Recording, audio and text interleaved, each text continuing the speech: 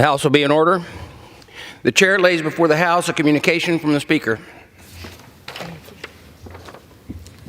The Speaker's Rooms, Washington, D.C., April 19, 2024.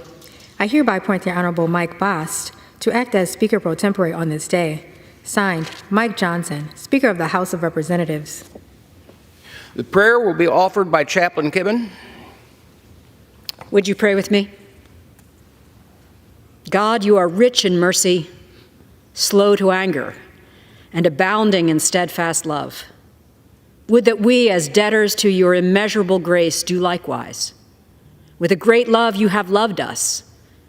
Would that our hearts, as slaves to your righteousness, be transformed by the immense blessing of your favor. Walking in your spirit, we pray that you would teach us how to be merciful to those who wrong us. Diffuse our tempers, that we would be slow to anger. Inspire us with a passion for your amazing grace plan, that we would be willing agents of your steadfast love in this place, among this body, that our lives would reveal your kindness, a mercy you desire all to receive. In the name of the one who is love, we pray. Amen. Amen. The chair has examined the journal of the last day's proceedings and announces the House the approval thereof. Pursuant to Clause 1 of Rule 1, the journal stands approved. The Pledge of Allegiance will be led by the gentleman from South Carolina, Mr. Wilson. Everyone, including the guests in the gallery, please join in.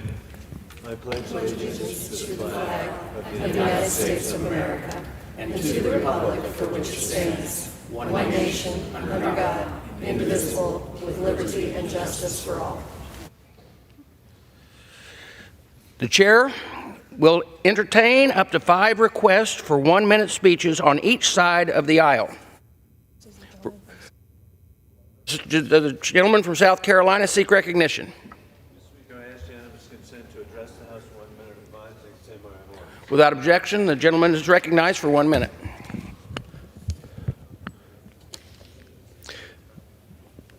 Mr. Speaker, last week on April the 2nd, the New York Post published an op-ed which explained the proven conservative position of peace through strength. This confirms the world-changing success of promoting and expanding freedom of Senator Barry Goldwater and President Ronald Reagan. Nearly 20 countries now of Central and Eastern Europe, Central Asia are now free because we stood firm and stood up with our allies to defeat the communist threat. And now we're facing, indeed, war criminal Putin, who wants to recreate the Soviet Union. Kudos to Speaker Johnson. Moving Ukraine aid is critical to national security by Daniel Kochis, Senior Fellow at the Hudson Institute. And I'm very grateful that Ambassador Governor Nikki Haley will soon be a valued fellow at the Hudson Institute. Quoting Speaker Mike Johnson's Easter announcement that he will bring a new Ukraine aid package to a vote is welcome news. Sadly, we're in a war we did not choose, between dictators with rule of gun invading democracies with rule of law. And we need to be standing firm for the borders of Ukraine, for Israel, Taiwan, and the United States. I yield back. Gentleman yields back. For what purpose? Gentlewoman from Connecticut seek recognition. Without objection, the gentlewoman is recognized for 1 minute.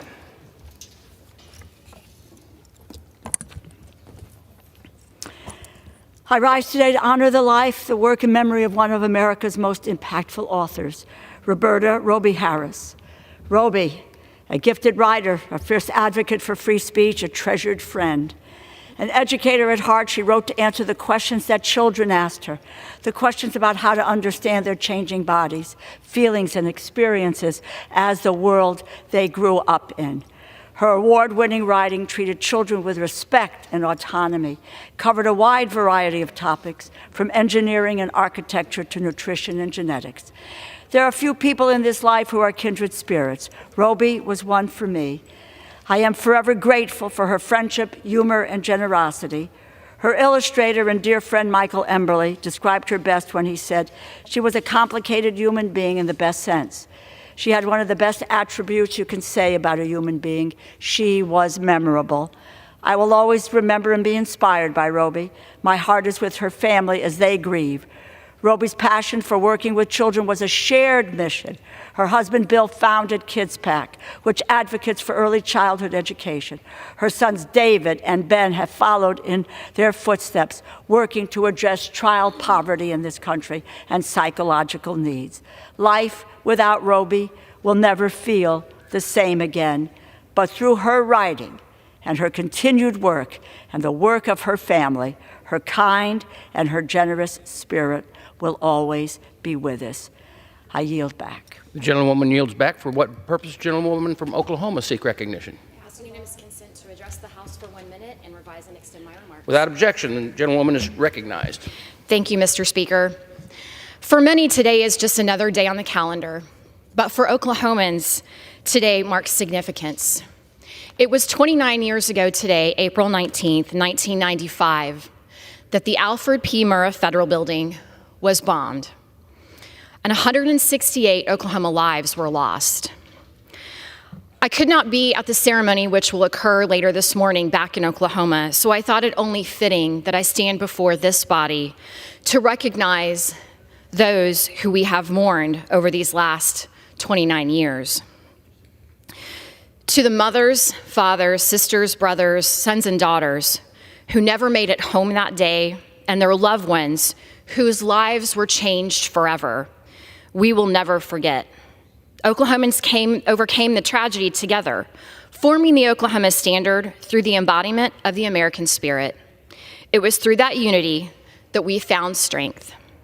Our community, our state, and our nation will never be the same, but we remain strong. As we mourn the lives lost, we pray for those who have and continue to suffer.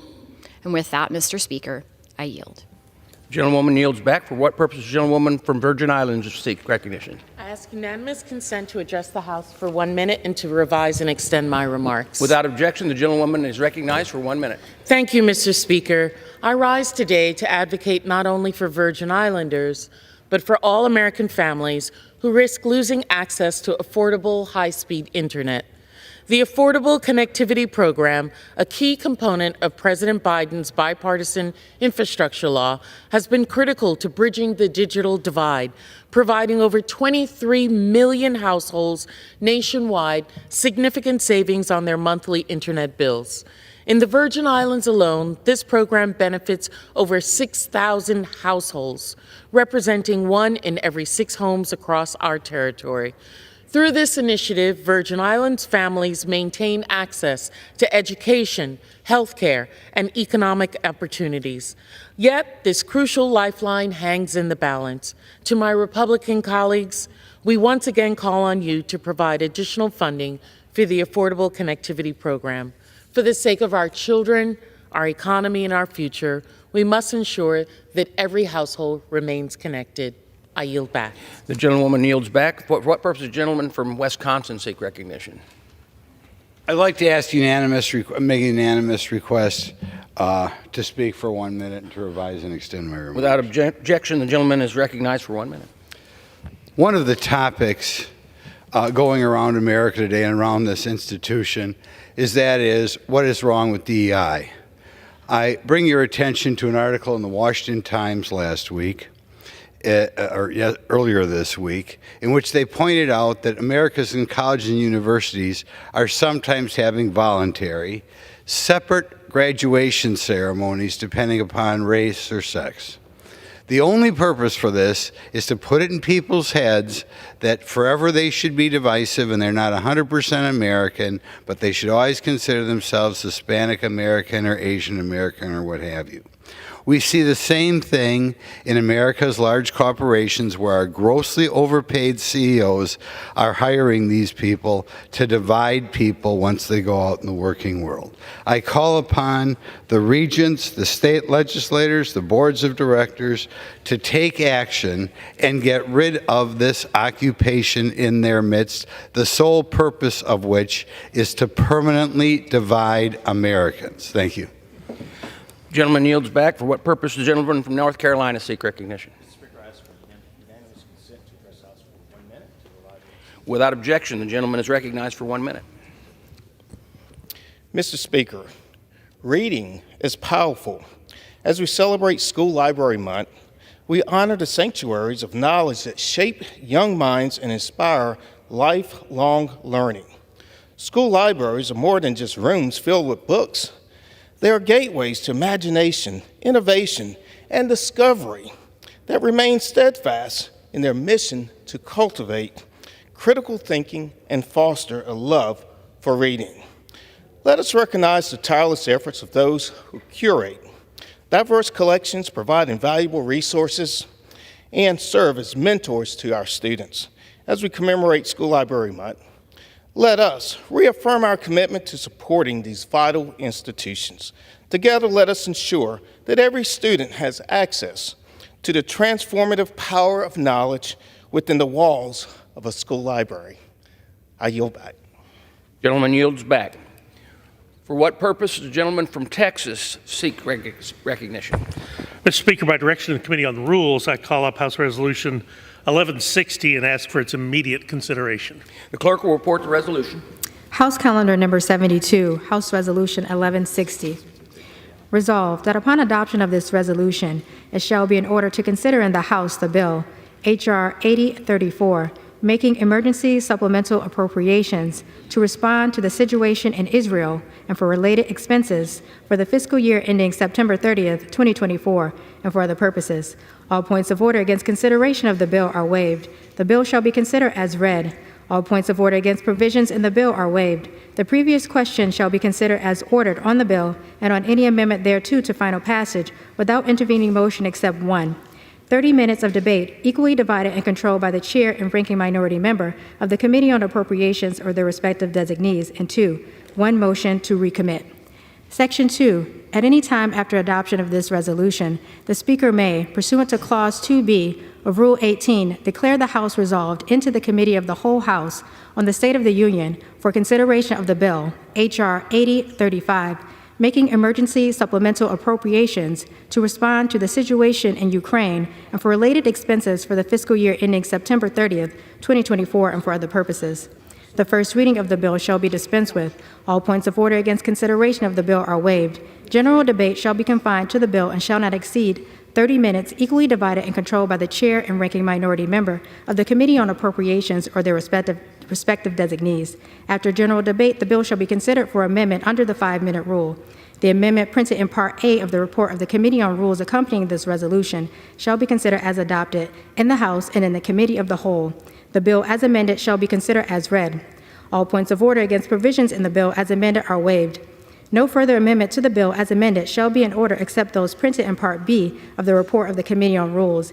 Each such further amendment may be offered only in the order printed in the report, may be offered only by a member designated in the report, shall be considered as read, shall be debatable for the time specified in the report, equally divided and controlled by the proponent and an opponent, shall not be subject to amendment, and shall not be subject to a demand for division of the question in the House or in the Committee of the Whole.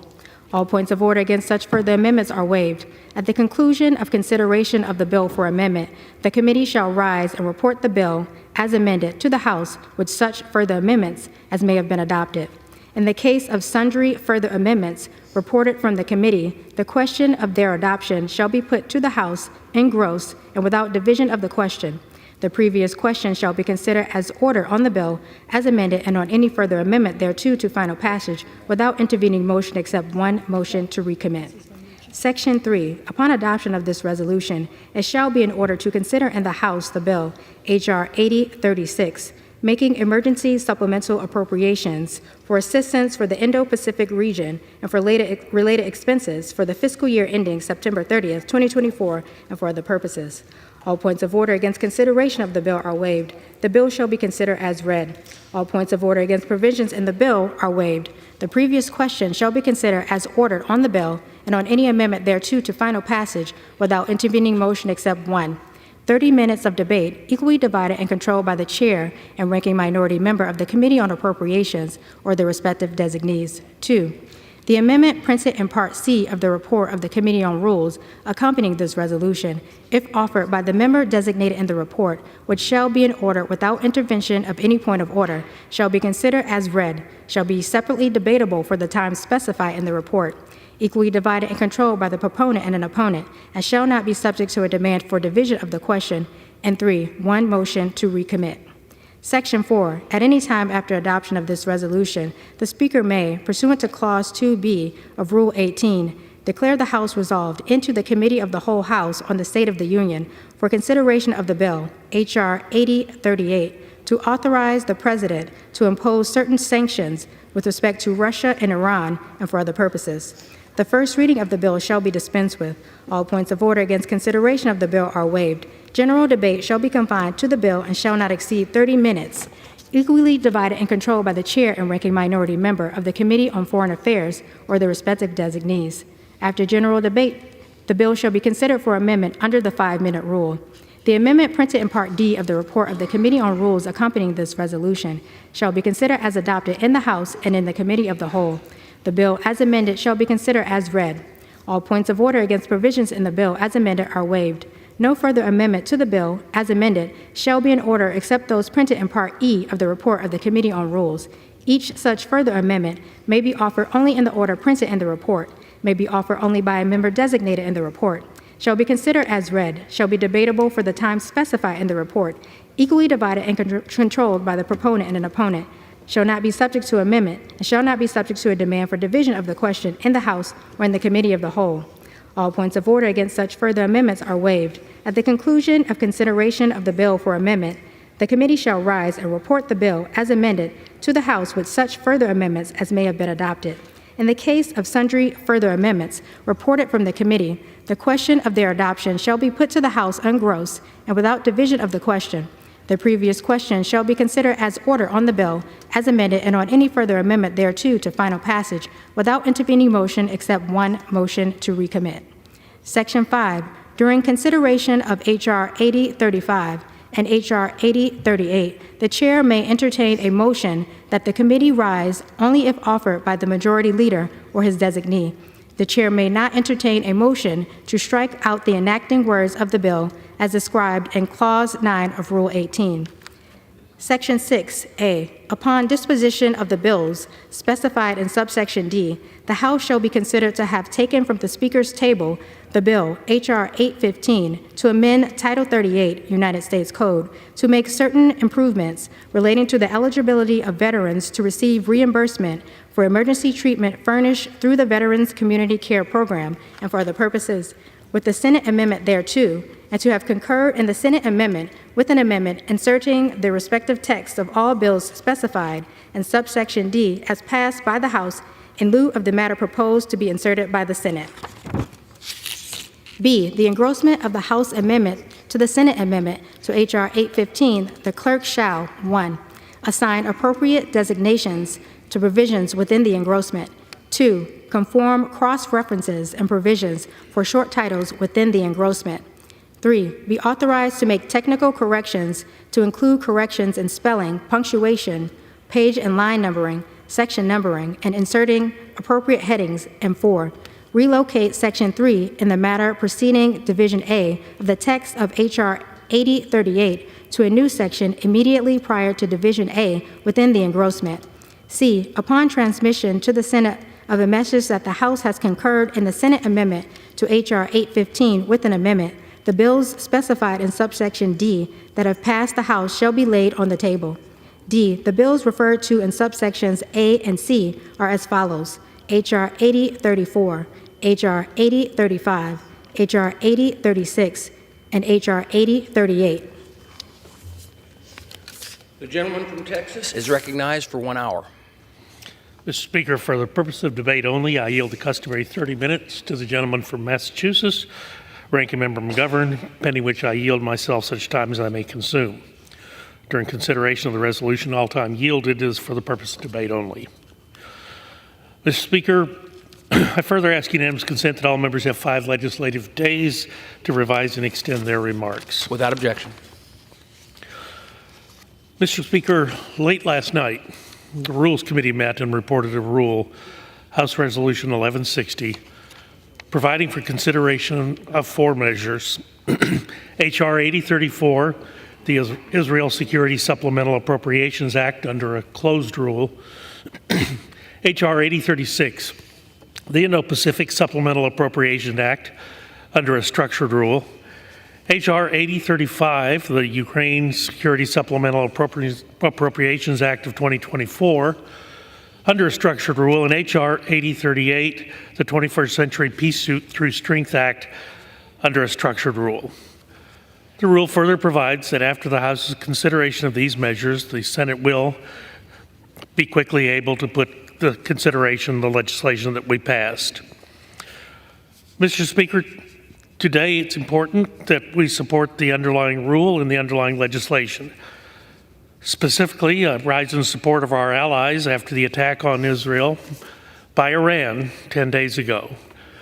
That unprecedented attack has reaffirmed the need for strong American leadership and support for our allies abroad, especially Israel, and now our allies in the Indo-Pacific. I'm well aware there have been concerns in our conference and really on both sides of the House about the southern border and the national debt. As a member from Texas, as a member of the Budget Committee, I fully understand these concerns and I share all of them.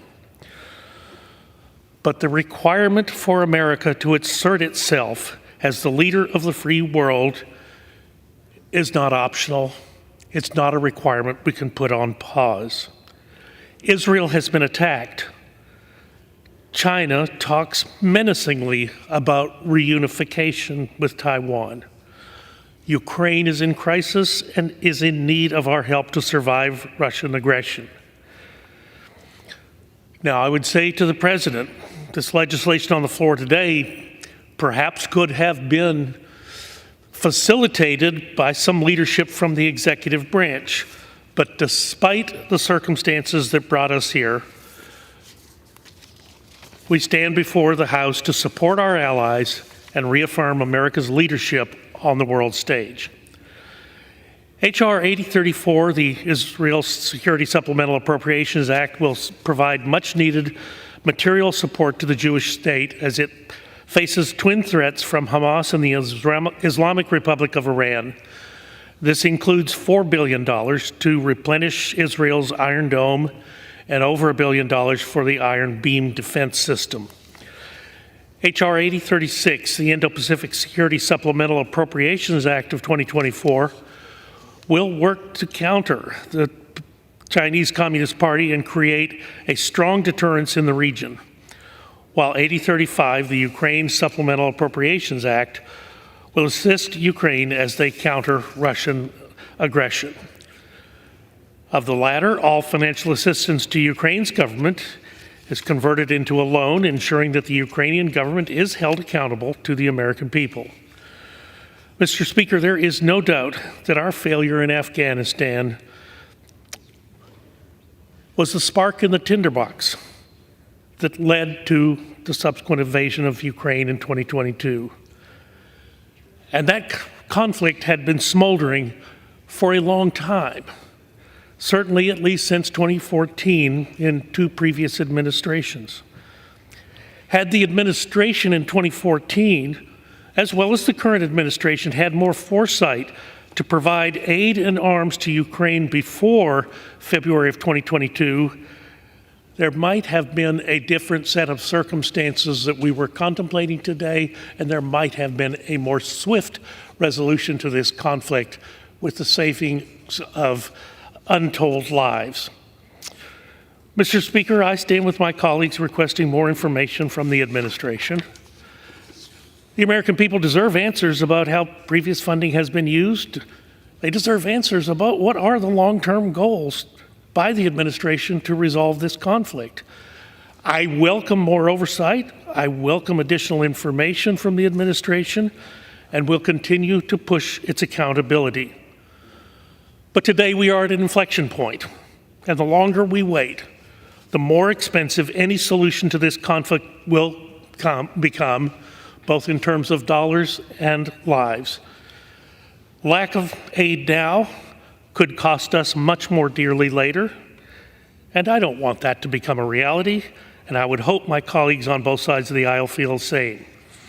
I urge passage of the rule, I urge passage of the underlying legislation, Thank you, Mr. Speaker. I reserve my time. The gentleman from Texas reserves. The gentleman from Massachusetts recognized. Thank you, Mr. Speaker, and I thank the gentleman from Texas for yielding me the customary 30 minutes, and I yield myself such time as I may consume. The gentleman is recognized. Mr. Speaker, the world is watching. It is time for Congress to act, and act we must. America's allies have been waiting for this Republican majority to get their act together. People are dying in Ukraine. Democracy is on the line in Ukraine, and this Republican majority has been twiddling their thumbs. I'm glad my friends have finally come to realize the gravity of the situation and the urgency of getting this aid to our allies. And what have Republicans done? Nothing. No action to help our allies. It's all delay, distract, deny, and blame Joe Biden. Ukrainians are fighting for democracy, theirs and ours, and they have been set back as a result of Republican extremism. They have suffered because of Republican inaction. I'll remind my friends, Ukrainians didn't choose this war. It chose them. 2 years ago, when Putin illegally crossed the border and invaded, he was banking on the United States and our allies to grow weary. He was hoping we would give up. He was hoping we would do nothing. He was betting we would abandon our friends and our internal divisions would leave us in disarray, at odds with one another. I hope Putin is wrong, Mr. Speaker, because after 2 years of unrelenting war, Ukrainians are still willing to hold the line. I visited Ukraine with former Speaker Pelosi shortly after Putin attacked them.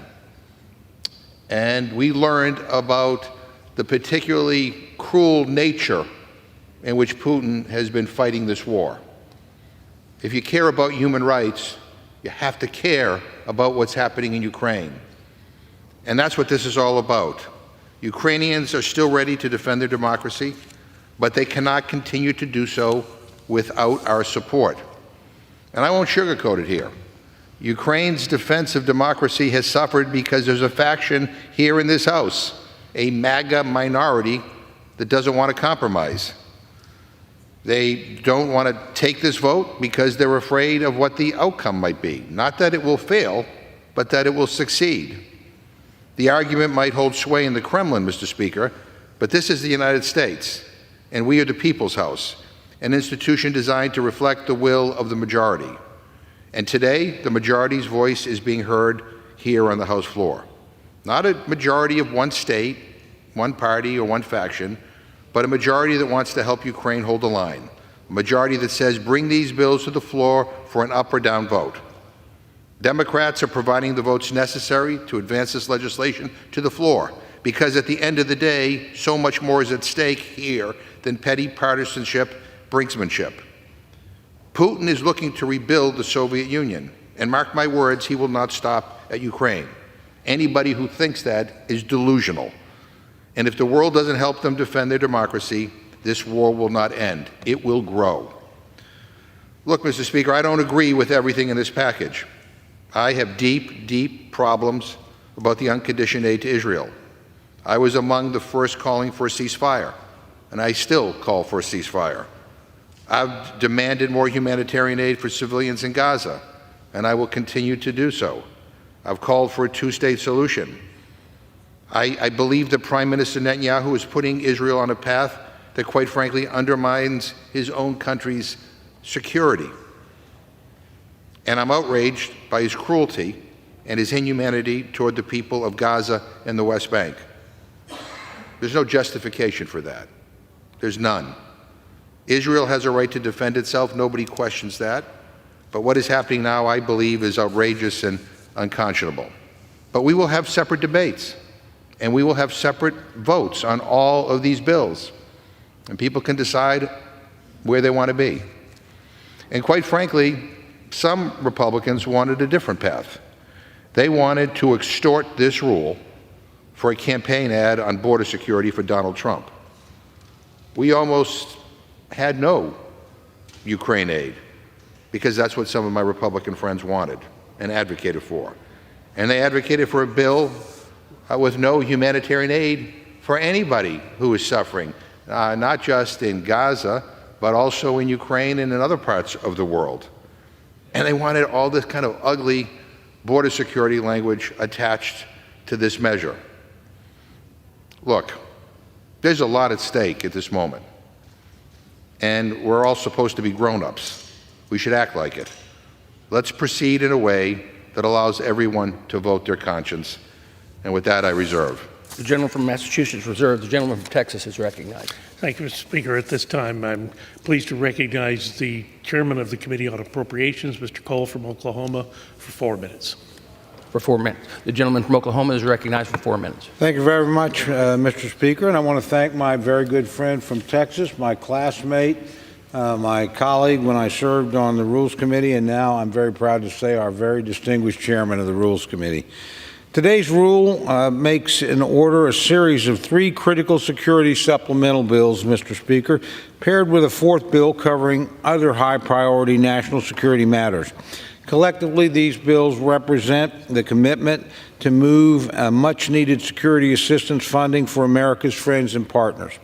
Mr. Speaker, the members of the Rules Committee faced a serious challenge in putting together today's resolution, but they met that challenge in admirable bipartisan fashion. I can't tell you how proud I am of both sides of the aisle, including my friend, the distinguished ranking member, for the manner in which they responded to this particular difficulty. Today's rule creates a full and fair process for floor consideration of these measures. It grants ample debate time on these bills and makes in order a series of amendments, ensuring that the entire body has the opportunity to work its will and make our voices heard. It ensures that members have a full 72 hours to review these bills before the vote. After all, taking up this matter, a matter as important as this, both members of Congress and the American people deserve no less. Finally, it provides an up or down vote on each of these bills. Importantly, this rule allows every member to vote his or her conscience on every issue. Thanks to this process, the House will be able to work its will. That's the way the founders intended this institution to work. Speaker Johnson's work in setting this process in motion has been admirable, and we all owe him our thanks for ensuring both that the House takes up these critical funding measures and that each member can vote his or her conscience on every single issue. Mr. Speaker, the need for this funding is not hypothetical. Ukraine, Israel, and Taiwan are on the front lines of the struggle to preserve democracy and freedom around the world.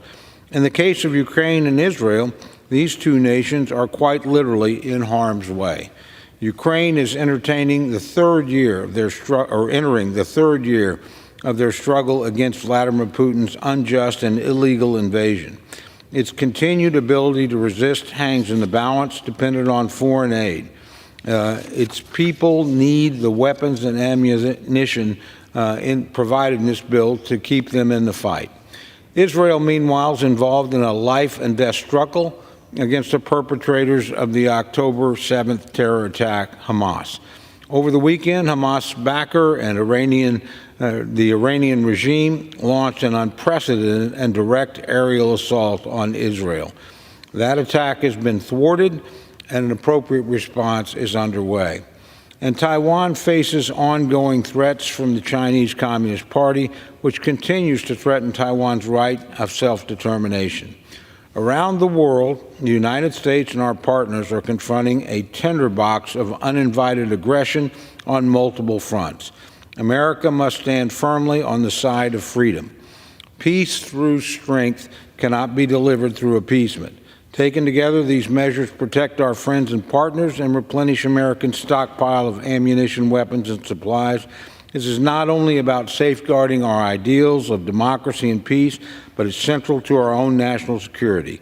I would encourage all members to vote to support the rule and the underlying legislation. And with that, Mr. Speaker, I yield back the balance of my time. Gentleman yields back. I'll reserve. The gentleman from Texas reserves. The gentleman from Michigan is recognized. Mr. Speaker, I yield 2 minutes to the distinguished gentleman from Texas, champion for human rights, Mr. Doggett.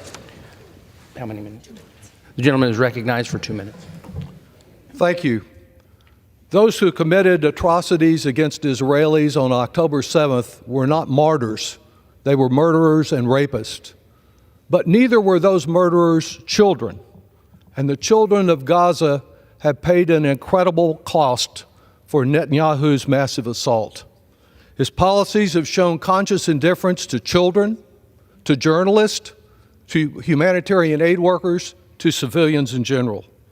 I believe strongly in Israel's right to self-defense, but that does not require dropping hundreds of 200-pound non-precision dumb bombs in densely populated areas. Nor does it require laying a medieval-type siege denying water, food, and medicine, using famine as a weapon. Nor does it require killing not only World Central Kitchen aid workers, but so many others. This rule gives us a proper opportunity to finally, belatedly, vote to help desperate Ukraine from Putin's war crimes and offensive, without voting to support Netanyahu. But the rule, I believe, improperly rejected amendments that would have permitted a vote in support of Israel's right to self-defense without embracing Netanyahu's wrongful policies, which are killing the innocent, sacrificing the hostages, and endangering Israel's long-term security. Sending more offensive weapons to Netanyahu while begging him not to use them simply does not protect Rafah and others from an assault. I would vote to defend Israel, but do not want to be complicit in providing weapons for an assault on Rafah that will cause thousands of deaths and likely lead to a wider and tragic war. I yield back. Gentleman yields back. Reserves. Gentleman from Texas is recognized. Mr. Speaker, now I'm pleased to yield 2 minutes to a valuable member of the Committee on Rules, Mr. Massey of Kentucky. The gentleman from Kentucky is recognized for 2 minutes. I truly thank the chairman for yielding me time because he knows I'm slightly opposed to the rule, so he's very gracious. I'm concerned that the speaker's cut a deal with the Democrats to fund foreign wars rather than to secure our border. But what I want to talk about today is process. The bill that will come out of the House after all of this is a bill that began as H.R. 815 to expand the eligibility for veterans to receive reimbursements for their emergency care. How did a bill that was intended for veterans that came out of the House become a bill that may bring us to the brink of war at least 3 places on the globe by sending $100 billion to military contractors? Well, it started in the House, and then the Senate took it and stripped every word from the bill. Why did they do this? Were they trying to get around the origination clause in the Constitution? Were they trying to shortcut some process? It's one of those things. But what we've got now is a collection of bills, and I do appreciate that we get individual votes on 4 of these bills, but they include $100 billion. They don't include securing our border. They include a bill called the Repo Act, which could call into question the value of our Treasury bills when we go out to auction those next, if we are going to confiscate Treasury bills that we sold to other countries. It also includes a bill that allows the president to ban websites based on his discretion. I'm concerned about that. This bill, H.R. 815, started as a veterans bill, went to the Senate, got gutted, became the foreign aid package bill. Now here in the House, we're going to vote on 4 separate titles, but we're going to package them back as amendments to that H.R. 815. So we're actually going to send it back to the Senate as the bill they sent to us, which is the gutted veterans bill. I know this is all confusing, but why is this all being done this way? Some will say to force the Senate's hand, but really what it's going to do is jam the Senate, the conservatives in the Senate who would like to have a more fulsome debate. And with that, I am opposed to the rule, and I thank the chairman. I yield back. The gentleman yields back. The gentleman from Texas reserves. Hey, Tom. The gentleman from Texas reserves. The gentleman from Massachusetts is recognized. Mr. Speaker, I'm proud to yield 3 minutes to the distinguished gentlewoman from New Mexico, a valued member of the Rules Committee, Ms. Ledger Fernandez. The gentlewoman from New Mexico is recognized for 3 minutes. Mr. Speaker, today, after months of delay that cost the loss of the Ukrainian military advantage, that cost children's lives and access to food and aid, that allowed China to threaten the Indo-Pacific, Congress will finally vote. Congress is finally going to vote to fund the fight against the tyranny of Russia, Iran, and China, the fight for democracy and peace.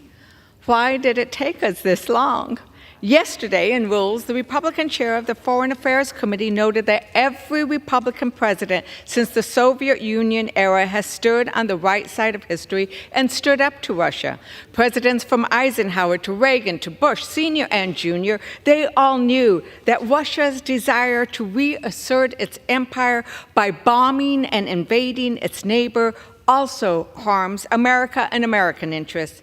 Every Republican president, that is, until Donald Trump. In contrast to every president before him, Trump praised Putin, tried to do business in Russia, allowed Putin to gain the upper hand, and eventually denied Ukraine military aid Congress had approved unless Ukraine gave him dirt on Biden. Donald Trump became the Pied Piper for Putin. Some of Trump's most ardent followers in this House became Putin-protecting Republicans and denied the members of Congress this vote. Until now. Now is the moment. History has its eyes on this chamber as Democrats and Republicans stand up and stand together for what we love, democracy. Democracy is the very reason we get to sit here together today and debate in the People's House. Democracy is the best answer to tyranny, aggression, and depravity.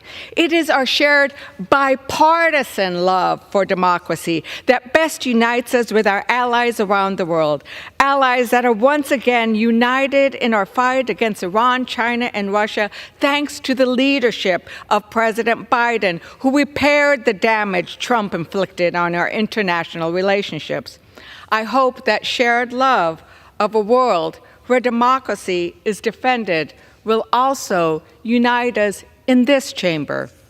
I remind my colleagues, Republicans and Democrats, that bipartisanship is a good thing. It's how America expects us to govern, and it is how we move one step closer to defeating the cruel regimes that seek to take the world backward. I yield back. Yields back. Reserved. The gentleman from Massachusetts reserves, and the gentleman from Texas is recognized. Thank you, Mr. Speaker. At this time, I'm pleased to recognize the gentleman from Texas, another valuable member of the Rules Committee, for 2 minutes. The gentleman from Texas recognized for 2 minutes. I thank my distinguished colleague from Texas, and I very much appreciate his service, and I apologize that I'm here on the floor in opposition to a rule in his first week as the Rules Committee chairman. I have great respect for him. And the gentlelady was just essentially implying that for some reason this is somehow Donald Trump's fault. Ukraine was invaded by Russia under the watch of this president. That's the truth. And this incompetent president has led to the situation that we sit in right now. And people are dying in Ukraine, yes. But the problem is they're being funded with American debt. There is no skin in the game for the American people. We're not talking about tax increases. We're not doing anything to say that we're going to pay for this stuff as we rack up $1 trillion of debt every 3 months. But the truth is, Americans are dying, not just Ukrainians, at the hands of wide open borders, while literal hostiles flood into our country. Fentanyl pours into our streets. People are chanting death to America. And the response by Republicans is to pass a $1.7 trillion cap-busting spending bills under suspension of the rules, handing the keys to the NSA and Intel to continue spying on Americans. And now we're on the floor under a rule to give another $100 billion to fund war, unpaid for, with zero border security. Under a rule which Republicans should oppose because it is a process pre-designed to achieve the desired predetermined outcome with no border security. The individual votes on Ukraine, Israel, and Taiwan and a sweetener bill for TikTok are belied by the fact they are being packaged together as an amendment to the Senate passed foreign aid bill. This was all pre-cooked. It's why President Biden and Chuck Schumer are praising it. The problem is there were 9 amendments handpicked by leadership in order, despite 300 amendments having been filed. Speaker Johnson said in January, if President Biden wants a supplemental spending bill focused on national security, it better begin with defending America's national security. We want to get the border closed and secured first. To that, I say amen. And where is that, Speaker Johnson? I yield back. The gentleman yields back. The gentleman from Texas reserves. I'll reserve. The gentleman from Massachusetts is recognized. Yeah. Wow, Mr. Speaker. I guess the gentleman from Texas is unaware of the fact that there was a bipartisan border security deal that was agreed to that unfortunately House Republicans and Trump decided to kill. And I ask unanimous consent to insert into the record an Axios article entitled "Trump, House Republicans Plot to Kill Border Deal." Objection. I reserve my time. Massachusetts reserves. The gentleman from Texas is recognized. The gentleman from Texas is recognized. Thank you, Mr. Speaker. At this time, I'm pleased to recognize the gentleman from Kentucky, Mr. Barr, of Financial Services Committee, for 2 minutes. The gentleman from Kentucky is recognized for 2 minutes. 3 minutes. 3 minutes. It's for 3 minutes. Mr. Speaker, while I rise in support of the rule, and I thank Chairman Burgess for his leadership on giving members the opportunity to vote on these packages, I also rise to express my profound disappointment that the Biden administration and Democrats in this chamber have blocked from being ruled in order my amendment to cut off a blank check to Russia's war machine.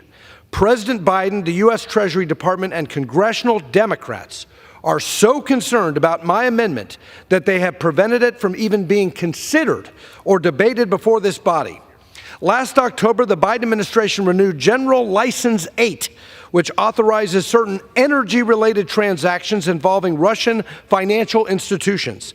This license has now been renewed 8 times since the start of Russia's full-scale unprovoked invasion of Ukraine, and it continues to undermine measures designed to curtail Russia's energy revenues.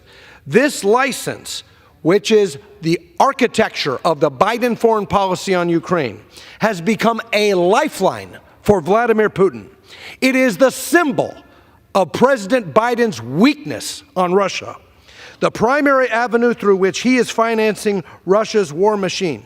And it is the most prominent example of how the Biden administration's radical climate agenda has collided with its stated policy to counter Russian aggression. And it shows how the Biden administration's climate policy conflicts with our national security. Coincidentally, the current general license is set to expire on May 1st. My very timely amendment would prevent this renewal and would erode the energy profits that are refilling Putin's coffers and funding his war in Ukraine. The sanctions put in place by the Biden administration on Russia's energy sector, a principal source of revenue for the Kremlin, have been wholly inadequate. Russia's oil and gas revenues have been rising, and countries like India and China have been buying Russian oil well above the price cap put in place. Enforcement of the price cap has been poor, which has enabled Russia to find non-G7 insurers and ships for the transport of its seaborne crude much more quickly than anticipated. The ease with which Russia has been able to evade the price cap calls into question the efficacy and enforceability of the price cap. Moreover, another renewal of the general license next month would completely ignore the efforts Europe has finally made to diversify its energy supplies and reverse its dangerous pre-war reliance on Russian energy. General License 8 originally reflected the need to give countries that were dependent on Russian energy sufficient time to diversify their energy resources. But many of those countries have now effectively diversified their energy suppliers. Continued issuance of an overly broad general license in this instance threatens to repeat the mistakes made in relation to the Nord Stream 2 pipeline, where the Biden administration's refusal to implement strong sanctions against the pipeline not only removed deterrence before the full-scale invasion. The gentleman, additional minute. The gentleman is yielded the extra minute. Thank you. The Biden administration's refusal to implement strong sanctions against the pipeline not only removed deterrence before the full-scale invasion and invited Putin's invasion of Ukraine, but also allowed parts of Europe's dangerous reliance on Russian energy to continue until Putin's tanks had already rolled across Ukraine's borders. Rescinding the license would encourage our allies' efforts to rid themselves of reliance on Russian energy sources.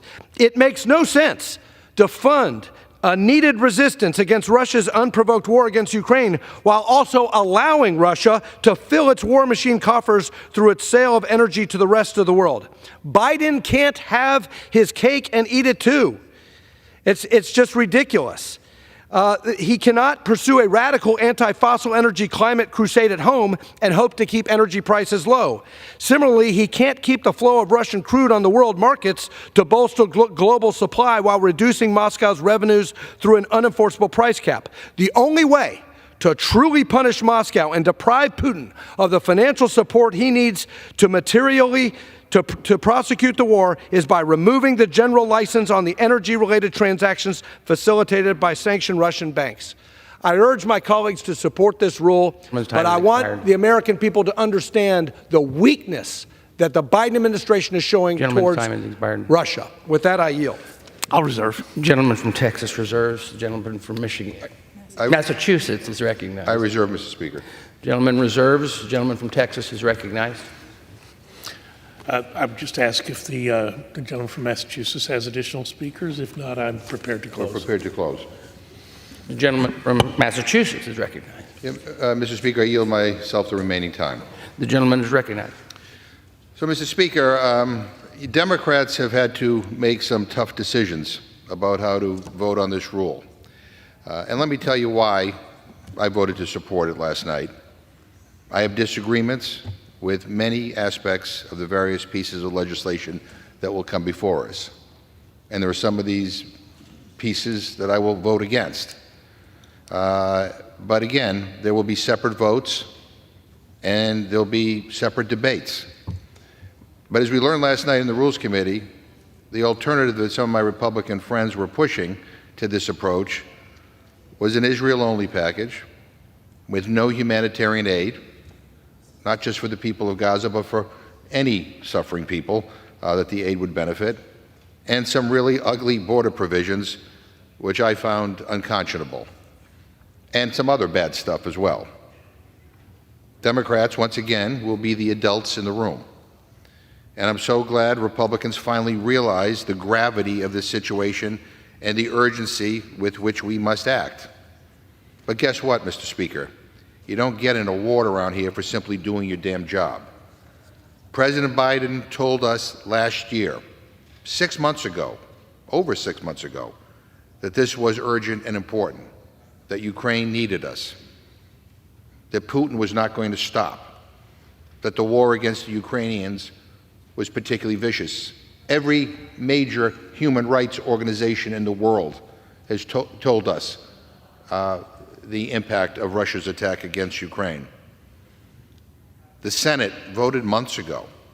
The Senate can barely agree on what to have for lunch, and they voted months ago. And what did the House do? What did my House Republican friends do? Nothing. No action to help our allies. It's all delay, distract, deny, and blame Joe Biden. Now, I would just say to my colleagues, look at what MAGA extremism has gotten you. Nothing. Nothing. Not a damn thing. In fact, it has empowered Democrats at every critical juncture in this Congress. It has been Democrats who have been the ones to stand up for our country and do the right thing for the American people. Democrats ensured the U.S. didn't default on its debt last year, in case anybody forgot. Democrats supplied the votes to keep the government running in September of last year, in November of last year, and in March of this year. Democrats supplied the votes to pass the National Defense Authorization Act. Democrats supplied the votes for the tax relief bill that passed earlier this year. Democrats have done the job that Republicans have refused to do. And again, we have different priorities, and I think based on what I've heard in this last Congress, different values. And we don't even agree on a lot of what has come before the full House. But Democrats have done the job that Republicans have refused to do. And we don't want an award for it. We don't want a trophy for showing up to work. All we want is for Republicans to do their job, stop blaming Joe Biden for their own incompetence, and work with our side to find common ground. We are in a divided government. A Democrat is president, a democratically controlled Senate, and we have a narrow Republican majority here in the House. Nobody's going to get everything they want. We have to work together. We have to compromise. And I hope today's vote loosens the grip that MAGA extremism has on this body, and especially when it comes to supporting our allies. You know, the Rules Committee is the committee that has been known as the traffic cop of Congress. Every bill of consequence comes through the Rules Committee. I mean, we set the bills, for debate, set the bills for debate on the House floor. The last bill that the Rules Committee reported that actually became law was almost 10 months ago. All the other bills that we have sent that have been over to the White House, Senate and the White House to become law, it had to be brought up under different processes and procedures. I mean, let that sink in. Something's not working here. And you either want to be a body that is constructive and that gets stuff done, or you just want to be, a party that just obstructs everything and gets nothing done. Because at the end of the day, there's nothing to show for all the yelling and screaming and finger pointing that we see on a regular basis on this House floor. My friends have to choose. History's going to judge them by how they answer one simple question. Are they going to work together with Democrats and, in this case, stand with our allies and stand for America? Or are they going to throw in their lot with MAGA, Trump, and Putin? We are living in very uncertain times, Mr. Speaker, and people around the world are counting on this country to stand up and lead. People in Ukraine, people in Taiwan, people in Gaza, people in Israel. The eyes of the world are on this body. There's a lot of things in this package I disagree with. And in my opening statement, I talked about my concern about the unconditioned aid package to Israel, which and my concern that Netanyahu's government is not moving in a direction that, quite frankly, is a direction that I think will lead to more security for Israel, but exactly the opposite. I worry that what he is doing is, quite frankly, a violation of the human rights of so many innocent people in Gaza and in the West Bank. I was hoping that they would pursue a different pathway, and instead we now hear that he wants to go into Rafah. There's a famine happening in Gaza. People are starving to death. Aid is being frustrated from getting there. Food, medicine, important supplies.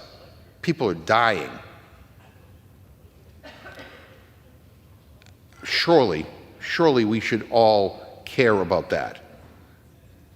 We should be able to advocate for Israel's security, but also advocate for the people of Gaza, children of Gaza, senior citizens, people who are just trying to get on with their lives. But notwithstanding that, notwithstanding the fact that we may have disagreed, and some of my Republican friends obviously disagree that we ought to be, whether we should be helping Ukraine or not. I disagree with you. Fine. But we have a process that you will be able to vote on all of these things separately, and you'll be able to make your views clear. But I got to tell you, you don't have to agree on everything to agree on something, and we ought to agree that these issues are important enough to debate and to have up or down votes on. The people who are advocating that we do nothing, or that we attach things to this bill that will guarantee that it goes nowhere in the Senate, and therefore we help nobody. I don't understand why you're even here, quite frankly. We need to move this process forward. The House has to function. And as we've seen under Republican control, that only happens when Democrats are the adults in the room. And I say that not to be partisan. I say that because that's what's been happening. I gave you a list of things that needed to be done, not just in terms of helping our allies, but in terms of saving our economy, that could not have been done unless Democrats stood up and behaved like adults. And this should have been dealt with a long time ago, months ago. But here we are. And so I hope that we proceed, that we have rational and thoughtful debate, knowing that we will have disagreements and knowing that some of us will have different ideas on how we should proceed forward. But this is the United States House of Representatives. We are supposed to debate issues. We are supposed to vote on things. And unfortunately, this has become a place where trivial issues get debated passionately and important ones not at all. Well, these are important issues that are in this bill. Again, some of them I agree with, some of them I don't agree with. But let's debate them, let's vote on them, and then let's move on. And with that, Mr. Speaker, I yield back.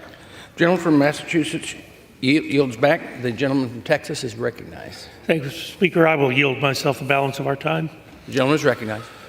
Mr. Speaker, our adversaries, notably Russia, China, Iran, are watching to see how we will respond. Our reaction to these crises will determine how they will choose to proceed.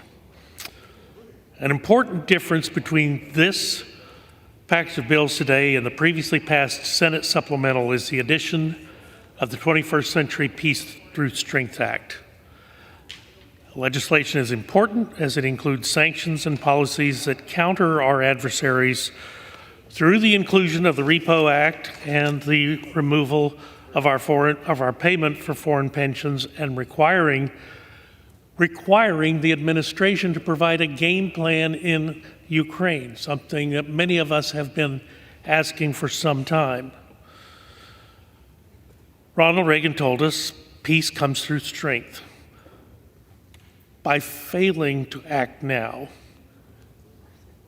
it will signal the opposite of strength, and it will invite future aggression, as failure to act has done so often in the past. Mr. Speaker, I also feel obligated to point out that this Congress has had 2 votes on providing aid to Israel. One that occurred in October, right after Speaker Johnson was elected. Indeed, it was one of his highest priorities. And I thought responsibly that aid package was offset through cuts to other federal agencies here. Senator Schumer didn't see it that way and said, we've never conditioned aid to Israel with anything, so it has to be no offset, can't be paid for. So the House, in February of this year, I think it was Mr. Calvert of California who had a bill to provide the same aid to Israel without the offset. And it was blocked. Blocked this time by people on my side. So the Speaker said, okay, let's bring it up under suspension. Maybe we can get agreement between members on both sides, but in fact, under suspension, the 2/3 majority required was not achieved. So that bill failed in February as well. Had any one of those bills passed, we might not be here today, because we all know a week, 10 days ago, Iran attacked Israel, missiles and drones originating from Iranian soil, first time that's ever happened, and the crisis advanced. Yes, we did have an opportunity to provide that aid to Israel. Might not have been what my friend from Massachusetts would have wanted, but at the same time, we had the opportunity to provide that. And unfortunately, now even members of my committee are upset with where we are today, but we had the opportunity to sort of head off all of this problem by simply passing that aid package last February, and we wouldn't do it. So what happens if we don't do this today? Does it get better or worse for us down the road? Nobody knows the answer to that, but history tells us it is very likely to get worse. So we got 2 votes now, Mr. Speaker, Israel aid, and on both counts, I think most of us in this body want to see that pass. I will stress again that weakness invites aggression, and we cannot allow our allies in the Middle East and the Indo-Pacific and the Ukraine to be abandoned. By doing so, we will not prevent future aggression, but we will invite it. Today, we have an opportunity to deliver critical aid to our allies, and I believe it's appropriate to do so. So, Mr. Speaker, with that, I'll yield back the balance of my time. I move the previous question on the resolution. The gentleman yield back. Without objection, the previous question is ordered. The question is on adopting the resolution. All those in favor say aye.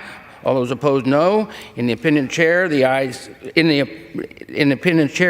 have it. The resolution. Mr. Speaker. For what purpose, gentleman from Texas, Seeker? I would ask for a recorded vote. Or does the gentleman ask for the yeas and nays? Yes. The yeas and nays are requested. Those favoring a vote by the yeas and nays will rise. A sufficient number having risen, the yeas and nays are ordered. Pursuant to Clause 8 of Rule 20, further proceedings on this question is postponed. Pursuant to Clause 12A of Rule 1, the chair declares the House in recess subject to the call of the chair.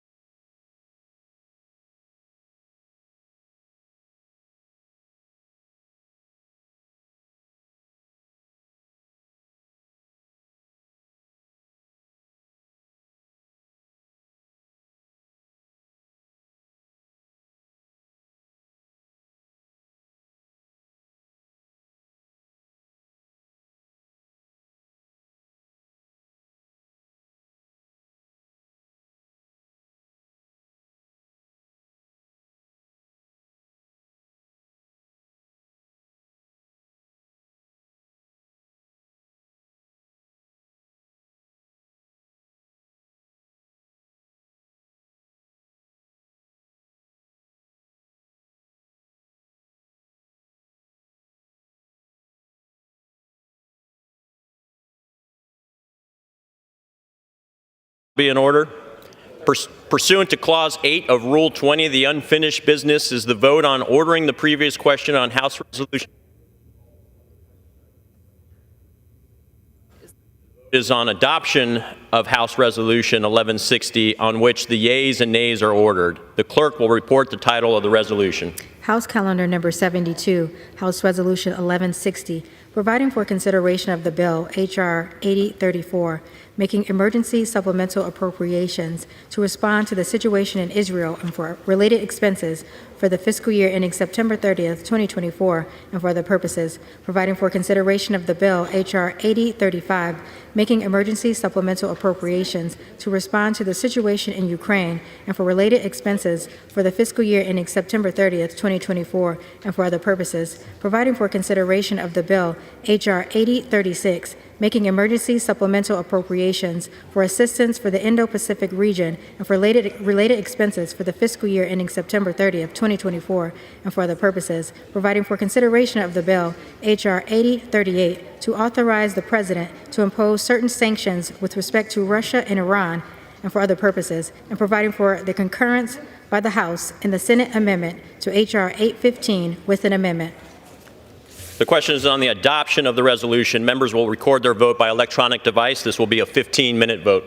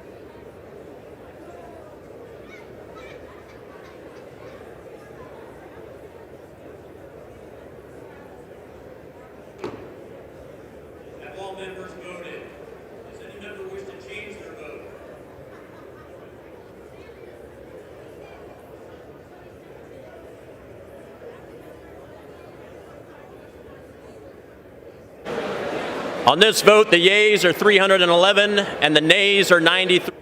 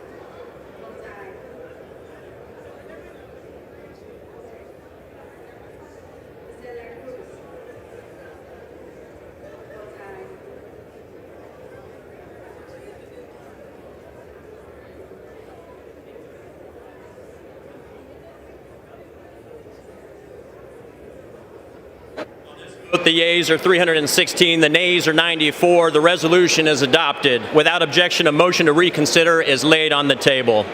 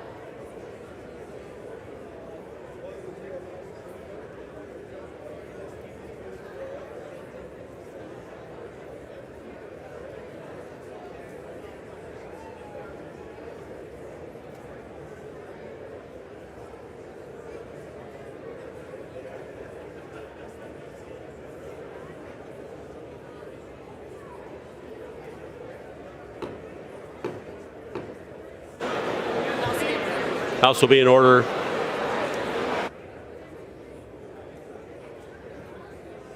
The House will be in order.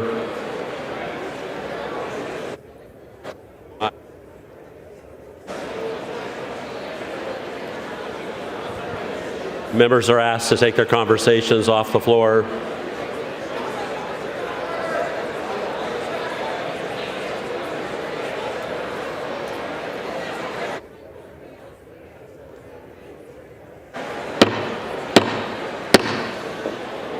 House will be in order. It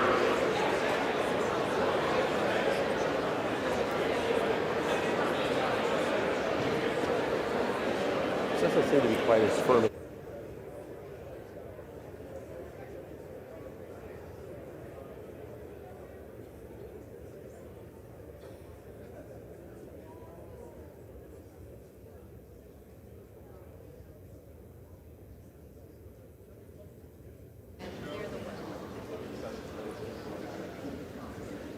Please remove your conversations from the floor and please clear the well.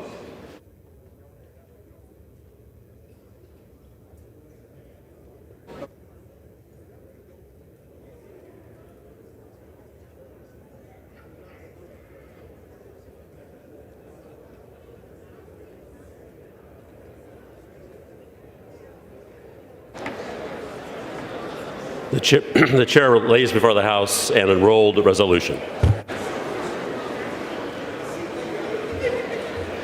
House Joint Resolution 98, Joint Resolution providing for congressional disapproval under Chapter 8 of Title 5 United States Code of the rules submitted by the National Labor Relations Board relating to standard for determining joint employer status.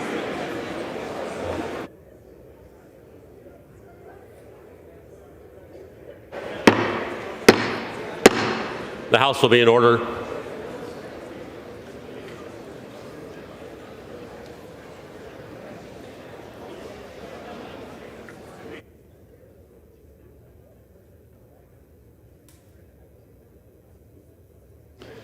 Pursuant to Clause 8 of Rule 20, the chair will postpone further proceedings today on motions to suspend the rules, on which a recorded vote or the yeas and nays are ordered, or votes objected to under Clause 6 of Rule 20. The House will resume proceedings on postponed questions at a later time.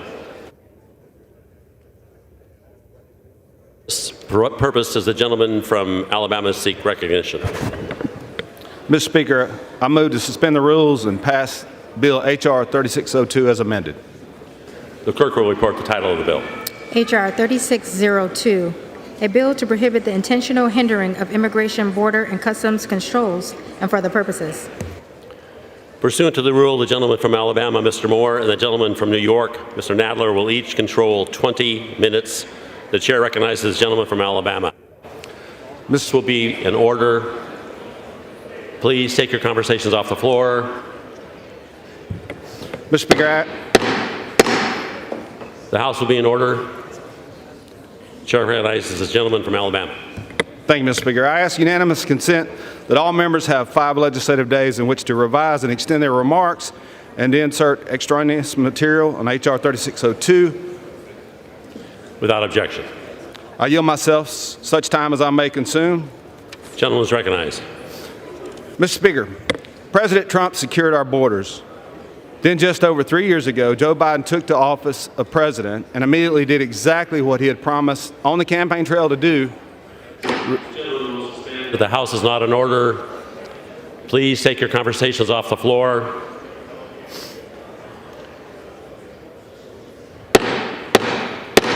The House will be in order.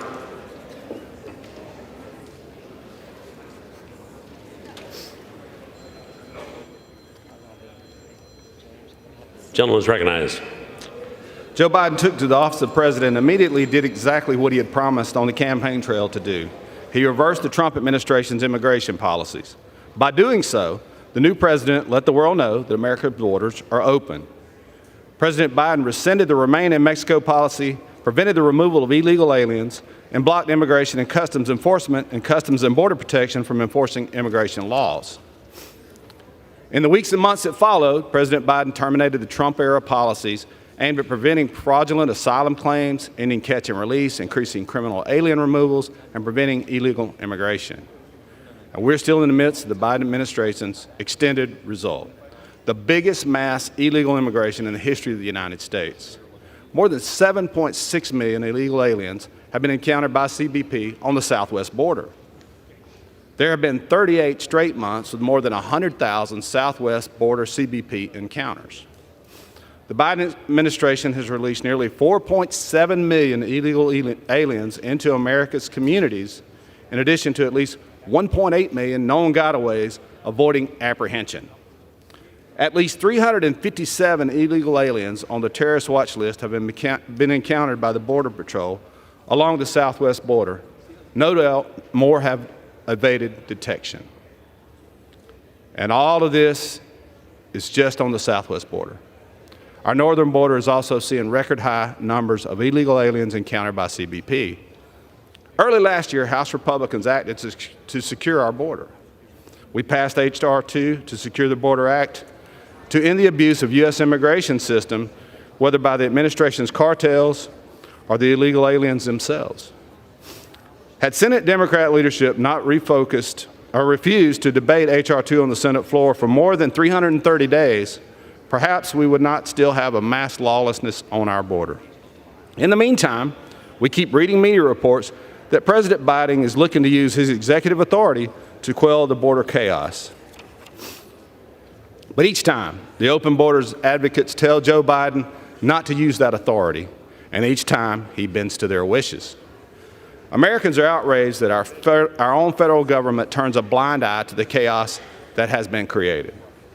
Americans are tired of seeing mobs of illegal aliens beating up New York police officers, watching endless numbers of illegal aliens stream across the southwest border, and hearing the heart-wrenching details of the deaths of innocent young men and women, including a U.S. Senate staffer, caused by illegal aliens who should not have been here in the first place. So today, House Republicans are trying again to make our Democrat colleagues and President Biden take this border crisis seriously. H.R. 3602 will restore successful Trump-era policies and remove the rewards and incentives the Democrats have used to entice people to violate our own nation's sovereignty. Division A includes provisions in the Homeland Security Committee's jurisdiction that help secure our border. For instance, it includes provisions to require border wall construction, to increase the number of Border Patrol agents and provide them with bonus pay, and to deploy additional technology to that border. Division B includes provisions in the jurisdiction of the Judiciary and Foreign Affairs Committees. Title I reforms the asylum process to deter fraudulent asylum claims from aliens, including economic migrants, and ensures that aliens granted asylum are truly being persecuted by their existing government. Title II.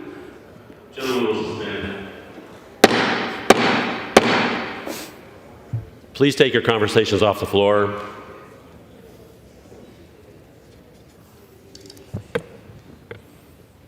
Gentleman is recognized. Thank you, Mr. Speaker. Title II ends the Biden administration's catch and release policies by clarifying that the DHS Secretary must remove and detain illegal aliens who arrive at the border or place them into remain in Mexico type programs. There are no other options. The aliens cannot be paroled or otherwise released into the U.S. unless an immigration judge grants that alien asylum or some other immigration benefit. Title III directs the Secretary of State to renegotiate successful Trump policies, asylum cooperative agreements, and Remain in Mexico program with his diplomatic counterparts. Title IV fixes the disastrous Flores settlement that rewards illegal aliens who rent or buy children to pose as family units to avoid detention. Instead, it keeps legitimate families together as they await adjudication in their asylum claims. Title V requires that unaccompanied alien children be immediately and safely returned to their home country, as we already do for unaccompanied children from Mexico and Canada. Rather than trafficked, abandoned, and then exploited in our own country, it helps our government's role in child smuggling and trafficking, a role that is morally reprehensible. Title VI applies the same penalties for visa overstays as we currently do for illegal border crossings. Under current law, it is a misdemeanor to cross the border illegally, a felony to cross it repeatedly, and yet only a civil infraction to overstay your visa.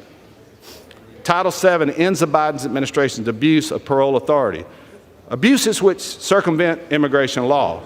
Parole is inherently a case-by-case review based on individual circumstances in which the rigors of the law are inappropriate. Parole by category isn't parole. It's a new law by fiat.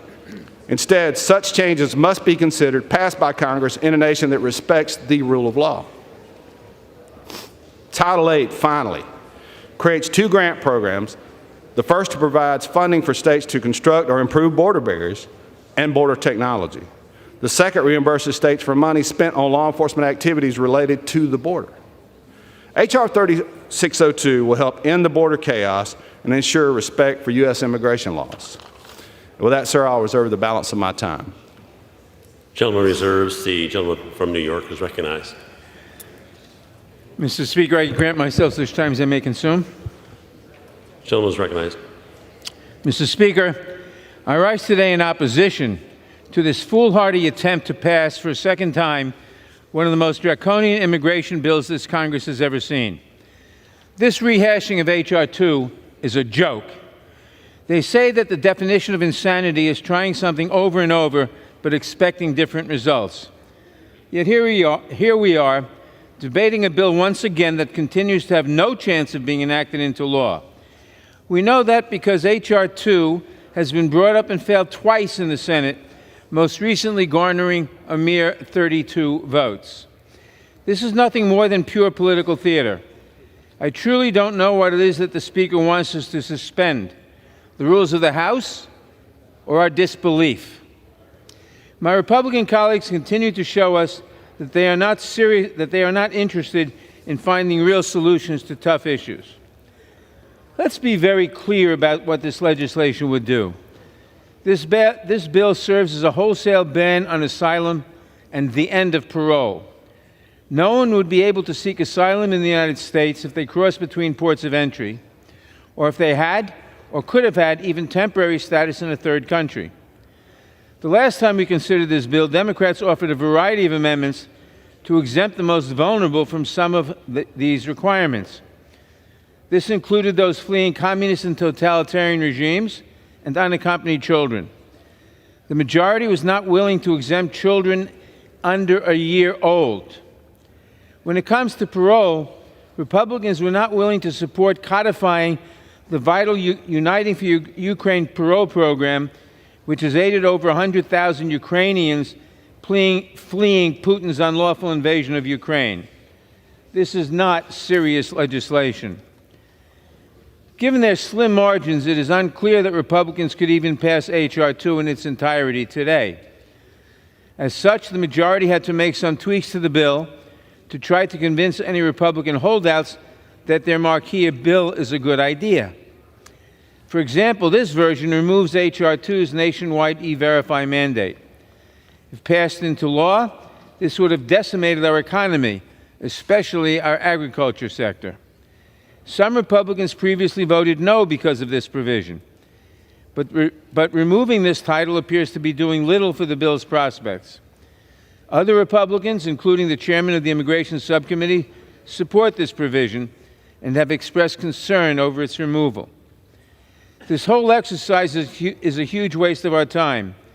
Not only does this bill not have the votes in the Senate, it probably does not even have the votes to pass the House today. In what appears to be an effort to gain the support of Mr. Roy, an early opponent of the Speaker's approach to the foreign aid package, the E-Verify section was replaced with a new grant program to reimburse states for, quote, enforcing immigration law, unquote. This is intended to reimburse the state of Texas for the money Governor Greg Abbott has spent defying our federal system with Operation Lone Star, even though numerous components of this operation have been ruled unlawful by the courts. If the hope was that this provision would earn the support of Mr. Roy, it seems to have failed, since we are only considering this bill under suspension because he and others wouldn't even support moving this bill out of the Rules Committee. So not only is this not serious legislation, this is not a serious process. And let's remember how we got here. After passing H.R. 2 in May of last year, Republicans spent the next 7 months saying that H.R. 2 was the only way to secure the border, even though they know that it cannot become law, having been so overwhelmingly rejected by the Senate. Then they insisted that the price of helping protect Ukraine against Russian aggression was enacting harsh border enforcement legislation. Senate Republicans even managed to convince some Democrats to agree to a border bill in the Senate, a bill that Minority Leader McConnell called the toughest border bill in 30 years. But Republicans could not take yes for an answer. Donald Trump said that he didn't want to do anything that might help at the border in an election year because he wants immigration as a campaign issue. Other Republicans said it out loud too, saying they don't want to, quote, do too damn much to help a Democrat, close quote. Folding to the cult of Donald Trump, and just hours after the 370-page text of this bill was released, Speaker Johnson declared the bill dead on arrival in the Senate, and that bill was released. Speaker Johnson declared the bill dead on arrival in the House, with the rest of the Republican conference quickly falling in line. Republicans showed clearly what Democrats have been saying over and over again, that they don't want to do anything that would help address our broken immigration system. They just want to talk tough without doing the hard work of actually legislating. Now this version of H.R. 2 is being sent to the floor to give Republicans cover to vote for necessary aid for our allies, Ukraine, Israel, and Taiwan. If this political theater and show vote of this bill is what they need to pass vital aid to Ukraine, Israel, and Taiwan, then fine. But let's not pretend we're accomplishing anything here today. This is a waste of our time. I reserve the balance of my time. Gentleman reserves. The gentleman from Alabama is recognized. Mr. Speaker, I yield 5 minutes to the gentleman from Arizona, Mr. Siscomani. Gentleman is recognized. Thank you, Mr. Speaker, and thank you to my friend from Alabama for yielding me time. I'm glad to see this body taking up my border security legislation today alongside these important other packages as well. Now, the gentleman from New York calls this a joke. Well, I don't know what he finds funny, but nothing about this situation is funny. It's not funny to our Border Patrol agents. It's not funny to my border communities. And it's certainly not funny to the hundreds of thousands of women and children being trafficked by the Mexican cartels in our southern border. There's nothing funny about this situation. Let's be clear. Our border is broken and has been for a long time. And at a time where our world is most dangerous than ever, and our adversaries are emboldened, protecting our homeland is our most critical priority. Attacks by our adversaries have spurred the urgent need to support our allies. Congress should be able and must do both. And it all starts with a secure border, Mr. Speaker. This bill takes major strides in addressing our porous border. It would immediately restart construction of the border wall, end the disastrous catch and release policies, and streamline the asylum process. We have seen policies that work, including Remain in Mexico and asylum cooperative agreements in the Northern Triangle. This bill would start the process of going back to those policies and, in turn, stem the flow we're seeing. The United States Congress is the most powerful body in the world. We must be able to support our allies while we protect our homeland as well. The world is looking to America for strength, and our country is looking to Washington for leadership. The administration is nowhere to be found, has been nowhere to be found. We must step up and fill the gaps the White House has left by their weakened foreign and domestic policies and stances. Since January of 2021, there have been more than 7.6 million migrant encounters on our southwestern border. In addition to this staggering 7.6 million, estimates suggest upwards of 1.8 additional illegal immigrants that evaded Border Patrol and entered our country. Most notably, 169 individuals on the terror watch list were apprehended at the border in FY23. These are no longer just families coming to America in search of a better life. In FY24 so far, we've witnessed over 20,000 Chinese nationals at the southwest border. Encounters of Chinese nationals have already surpassed all of last fiscal year. I recently went to Israel and personally walked through the devastation of October 7th.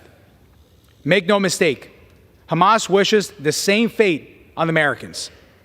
This bill does not just address a major national security weakness, it solves a crisis that millions of Americans already live with. In my district alone, we have seen close to 1,000 migrants per day enter our communities. Arizonans have seen a spike in high-speed car chases and illicit activity by Mexican cartels. In FY 2023, fentanyl overdoses in the U.S. rose above 112,000. Fentanyl overdose deaths becoming the #1 cause of death among young people in my home county of Pima County. My colleagues from New York to Oregon have seen the effects of our border crisis in their own communities.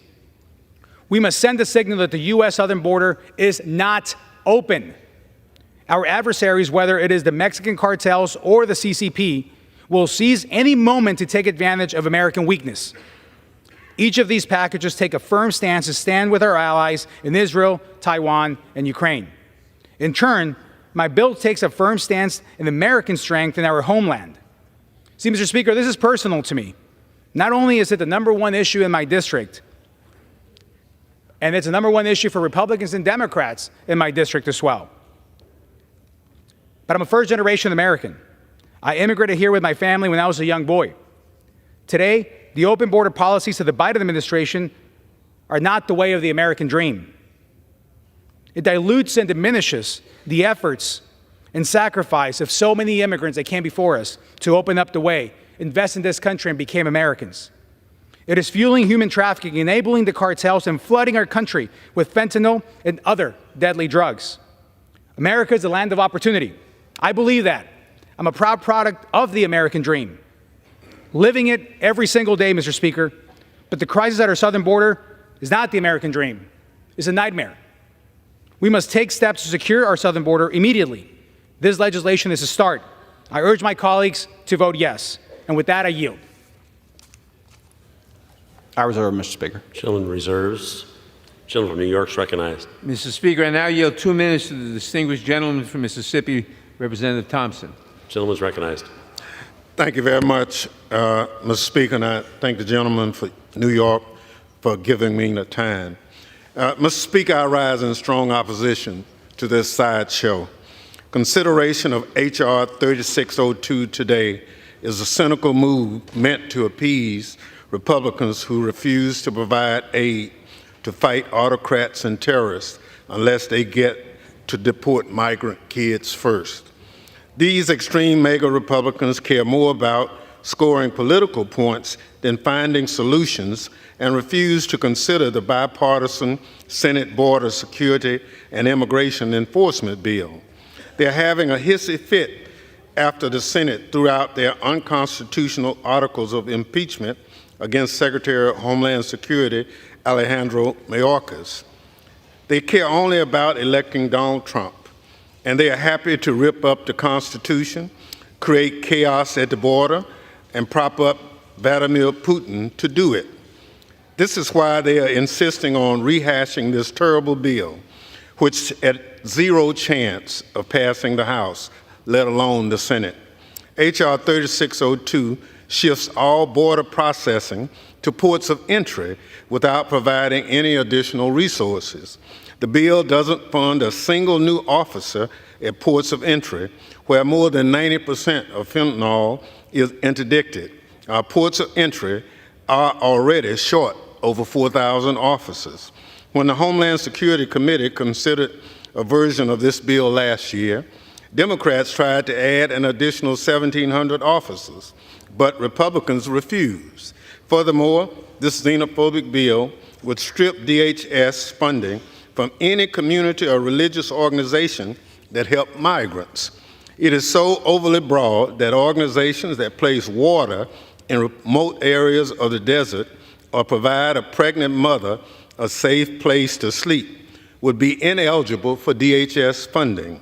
This bill is so overreaching that it would force the American Red Cross. May I have an additional? The gentleman, additional minute. I thank the gentleman. This bill is so overreaching that it would force the American Red Cross to verify every person's immigration status before providing life-saving services following the natural disaster. This is just inhumane. Furthermore, H.R. 3602 is so poorly drafted that it would bar many U.S. citizens from boarding commercial flights. This bill sets requirements for forms of identification that can only be used through airport security, but the list doesn't include driver's license from Washington, D.C., Puerto Rico, Guam, or other U.S. territories. So, Mr. Speaker, this bill is too extreme. It's just brought here today to appease certain elements of the party. Republicans must put an end to this chaos and dysfunction and get back to serious legislating. Vote no on this unworkable bill, and I yield back. Gentleman reserves. Gentleman, Alabama is recognized. Mr. Speaker, I yield 2 minutes to my good friend and chairman, Representative Jordan. I thank the gentleman for yielding. Mr. Speaker, a joke is what the Democrats called this bill a joke. It's not a joke to put back in place the policies that worked. In fact, I would call that common sense. Remember what happened on day one of the Biden administration? They said, we're going to get rid of the Remain in Mexico policy. We're going to stop building the wall. And when you get here, you will be released. Well, who the heck wouldn't come if that's the policy? And that's exactly what's happened, on pace to get to 12 million migrants entering the country in the Biden administration. So this bill fixes those things. It says we're going to build the wall, provide money to do so. We're going to go put back in place the Remain in Mexico policy, which worked, and we're going to end this catch and release. And guess what else it does? Guess what else it does? Changes the way they're doing parole. The very program this administration put in that allowed the individual to be released into the country who killed Laken Riley. That's not a joke. That is good policy. Policy that will help protect Americans. Policies that make common sense. So I appreciate the gentleman from Arizona for sponsoring this legislation, Mr. Moore for managing it on the floor, and the Judiciary Committee who's worked on this, Republicans on the Judiciary Committee who worked on this issue for a long time. This isn't quite H.R. 2, but it's close, and it's the policies that need to happen. Again, understand the magnitude of the problem. On pace to get to 12 million migrants coming in this country in a 4-year time span. That's what the Biden administration has given us. Everyone knows that's wrong. Everyone knows the policies they've done intentionally, deliberately, willfully on day one have been harmful to the country. Democrats know it, Republicans know it, independents know it, polling shows it all across the country. So let's take a step in the direction of fixing it and pass this legislation. I yield back. I reserve. Gentleman reserves. Gentleman from New York is recognized. Mr. Speaker, I now yield 2 minutes to the distinguished gentlelady from Washington, the ranking member of the Immigration Subcommittee, Representative Jayapal. Gentlelady is recognized. Thank you, Mr. Speaker. I rise in strong opposition to this cruel, unworkable, and inhumane modified version of the Republican border bill, H.R. 2. What is the point of this exercise?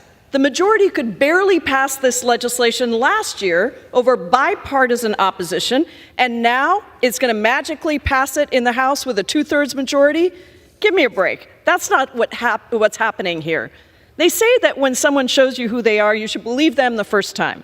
Well, the majority has shown us who they are on this issue over and over and over again. They consistently reject bipartisan solutions, including a bill that was drafted in the Senate by the second most conservative Republican senator, and yet the majority and Republicans in the House and the Senate decided to kill that bill. You know why? Because Donald Trump said, kill the bill because we want to keep immigration out there as an issue that doesn't get solved, doesn't have any solutions, but has some empty talking point messaging bills that continue to demonize immigrants and create xenophobia in a country that has depended on immigrants to build this country and continues to. Republicans have said it out loud over and over again. Don't want solutions, don't want to solve problems, just want to preserve the issue for the election. This bill is going nowhere. So let's just be clear about that. The situation at the border is directly linked to the fact that the legal immigration system has been left in chaos because it has not been modernized in 30 years to meet the needs of this country. Who has stopped that modernization? Republicans. over and over again. When the legal process is so backed up that it takes decades for legal residents to get their children into the country, when employers simply can't get the workers that they need to hire approved because there's a backlog of 2 million people who haven't been processed, or when we have so few immigration judges that asylum seekers wait for over 8 years to get their cases heard. Speaker, I yield the gentlelady another 30 seconds. When people wait, asylum seekers wait over 8 years to get their cases heard, then yeah, people turn to unscrupulous actors, including cartels, who promise them that they can get in by going to the border. The only people talking about the open border and encouraging people to come across the border are Republicans who continue to put that message out there. But are we looking for solutions, Mr. Speaker? No, we're here debating a bill that has no chance of becoming law and is an empty messaging bill that does absolutely nothing to reform our outdated immigration system. Let's get back to governing. I yield back. I reserve. Gentleman reserves. Gentleman from Alabama is recognized. Mr. Speaker, I yield 3 minutes to my friend from another border state, Texas, Mr. Roy. Mr. Roy is recognized. I thank my friend from Alabama. The gentlelady's right in part. And we're here for two reasons. Yeah, this bill will not become law. There's no question about that. And it will not become law for two reasons. The first reason is that our Democratic colleagues refuse to address the crisis at the border and, in fact, want to perpetuate it, encourage it, and cause more of it. The second reason it's not going to become law is because Republicans continue to campaign on securing the border and then refuse to use any leverage to actually secure the border. That's the reason. Those two reasons right there. That's why this will not become law. Let's be very clear with what we're dealing here right now. We know the numbers. We can talk about the numbers, the 7 million that have been released into the country, the 2 million plus gotaways, the extent to which we've had 1,000 pounds of fentanyl pouring across our border every month for the last 6 months, the 24,000 Chinese nationals, 85% of whom are adult, single individuals that have come across this border since October 1, which is more than the entirety of fiscal year 23. And certainly more than the 381 in the last year that the policies of President Trump were in place. The reality is we are being put in danger. The American people are getting killed. Laken Riley is dead because of the policies of the Biden administration, specifically the parole policies that release people into our country to kill Americans. That is what has been happening. And yet we're going to do nothing about it. We have legislation right now that would fix the problem in significant part. H.R. 2, we passed it a year ago. It is a great bill. I support the bill. I support what's in it. It changes the policies. Frankly, policies that President Obama and Jay Johnson asked us to change, like TVPRA and Flores. It changes the policies of abuse of parole and asylum by this administration. We should get it signed into law. But the only way to force Democrats to do it is to use leverage. And we're not going to. Despite the fact that the Speaker of the House repeatedly has said in January at the border, a trip I didn't take because I knew full well what would happen. It would be a show trip. And that's exactly the truth. If President Biden wants a supplemental spending bill focused on national security, it better begin with defending America's national security. We wanted to get the border closed and secured first. He said in a letter in December, supplemental Ukraine funding is dependent upon enactment of transformative change to our nation's border security laws. Well, here we are today with a sham vote. And let me be very clear. The people saying that we stopped H.R. 2 in the Rules Committee and didn't allow it to get connected to or get it to allow to be attached to the Ukraine bill, they are lying. That is not true. It was a separate rule, a separate vote designed as cover for Republicans to try to vote for a Ukraine funding bill without securing the border of the United States. And yes, I do agree with that point. That's the truth. I yield back. I reserve, Mr. Speaker. Gentleman reserves. Gentleman from New York is recognized. Mr. Speaker, I now yield 1 minute to the distinguished gentleman from my home state of New York, Mr. Swazi. Thank you, Mr. Chairman. Mr. Swazi is recognized. Thank you, Mr. Speaker. Mr. Roy, the histrionics and the hyperbole are not working. You just said so yourself. It's not working. We're about to pass. It's not working. It's not working. The bottom line is... The gentleman will suspend. House will be in order. The bottom line is that we face issues that are very serious in our country, including the border. There's a crisis there. And we have to address it by doing what we're doing today and tomorrow related to the foreign aid bill. We got to work together. We have to find compromise. We have to find bipartisan solutions. Every problem we face in our country is complicated, and you cannot solve complicated problems in an environment of fear and anger. People have to sit down and work with each other. I know Mr. Moore is a very good man. There's a lot of good people on the Republican side as well as the Democratic side. Let's work together and solve these very serious issues we face in our country. We had a bipartisan solution by one of the most ethical, honest, hardworking, conservative Republicans in the United States Senate, James Lankford. And we didn't go forward with that bipartisan bill because President Trump and others said, we don't want to give Biden a victory. We want to campaign in the chaos. Mr. Speaker, I yield the gentleman an additional minute. Thank you, Mr. Nadler. So they said, we don't want to go forward with that bill because we want to campaign on the chaos. We don't want to give a victory to the Democrats. It's not a victory for Biden or for the Democrats, it's for the United States of America. And for us to move forward as a country, we have got to work together. I see the people up here in the gallery today, people watch television, they read the newspaper, and they're sick of this. They don't want us fighting with each other. They don't want us with the histrionics and the hyperbole. They want us to sit down and negotiate a settlement. H.R. 2 was tried before. It didn't work. Let's say you get everything you want. Let's say Trump gets elected. Let's say that you win the House, you win the Senate. I don't want that to happen, obviously. But let's say you get everything you want. You won't get enough votes in the Senate. You'll still have to negotiate a bipartisan compromise. People have got to learn to get back to the basics of legislating and negotiating and working together to solve the problems that the people of America demand that we solve. Thank you, Mr. Speaker, and I yield back. Gentleman reserves. The members are reminded to direct their remarks to the chair, and the chair would remind members that the rules do not allow references to persons in the gallery. The gentleman from Alabama is recognized. I yield 1.5 minutes to our friend from Arizona, Mr. Biggs. Gentleman is recognized. Thank you. You know, I will say this about my friend from New York, Mr. Nadler. He's right on some points, but he's wrong on some points as well. And one of them is this. This bill gives money to the states to deal with the calamity that has been caused by the Biden administration. So, years ago, when Janet Napolitano, who was in the Obama administration, in the same position that Secretary Mayorkas is in, she demanded that the federal government pay for the damages caused by illegal migration at that time. She understood, just like Katie Hobbs, who is the current Democrat governor of Arizona, says, we've got to have resources. Please understand that you don't understand what's going on the border. I will say one thing, my friend from New York is correct. This is a show vote. H.R. 2 has been sitting in the Senate. It should have passed. It would have taken care of 90% of the problems on the border.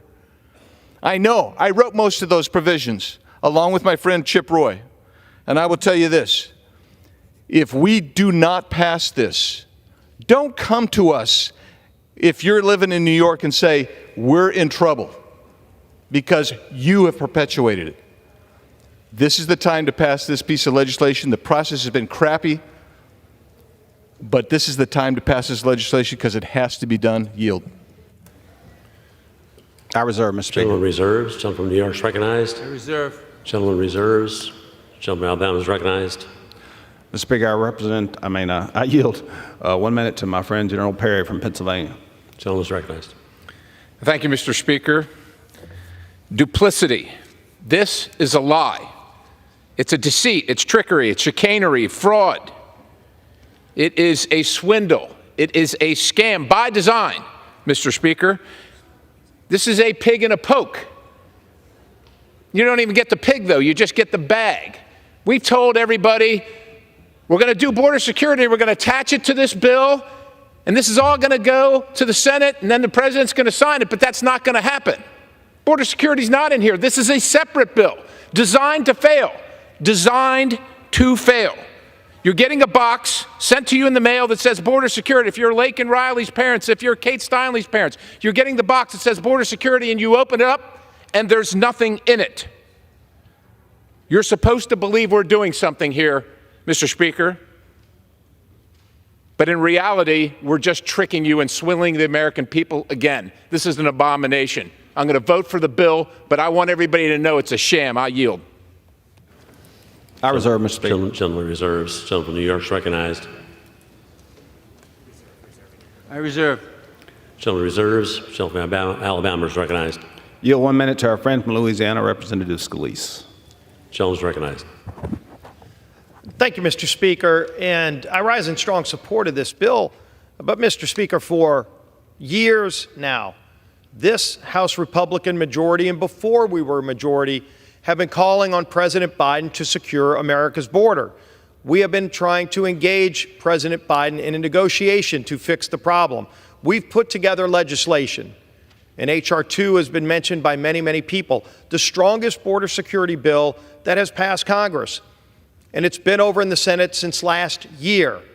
And they continue to ignore it because they have chosen to ignore the problem. You saw it play out just days ago in the Senate when we sent over articles of impeachment for Secretary Mayorkas, who has failed miserably in his job of protecting America's homeland. That's his job. He is the Homeland Security Secretary, and you've seen him here on Capitol Hill testifying that our border's secure. It would be laughable if it wasn't so insulting to millions of Americans who know that's a lie. Our border's not secure, and in fact, since Joe Biden took office and took actions to open up our border, we've seen millions come across. Is it 8 million? Is it 10 million? The number we know is at least that high, if not higher. We know people on the terrorist watch list have come into our country because we've caught some of them, but we haven't caught all of them. We see thousands of Chinese nationals of military age coming into our country. Now, do you think they're coming in here to help be a part of the American dream or coming to undermine it? We know the answer to that question, too, which is why we continue to press our colleagues on the other aisle, our colleagues in the Senate, and, of course, Joe Biden in the White House to get serious about this issue, but they refuse to.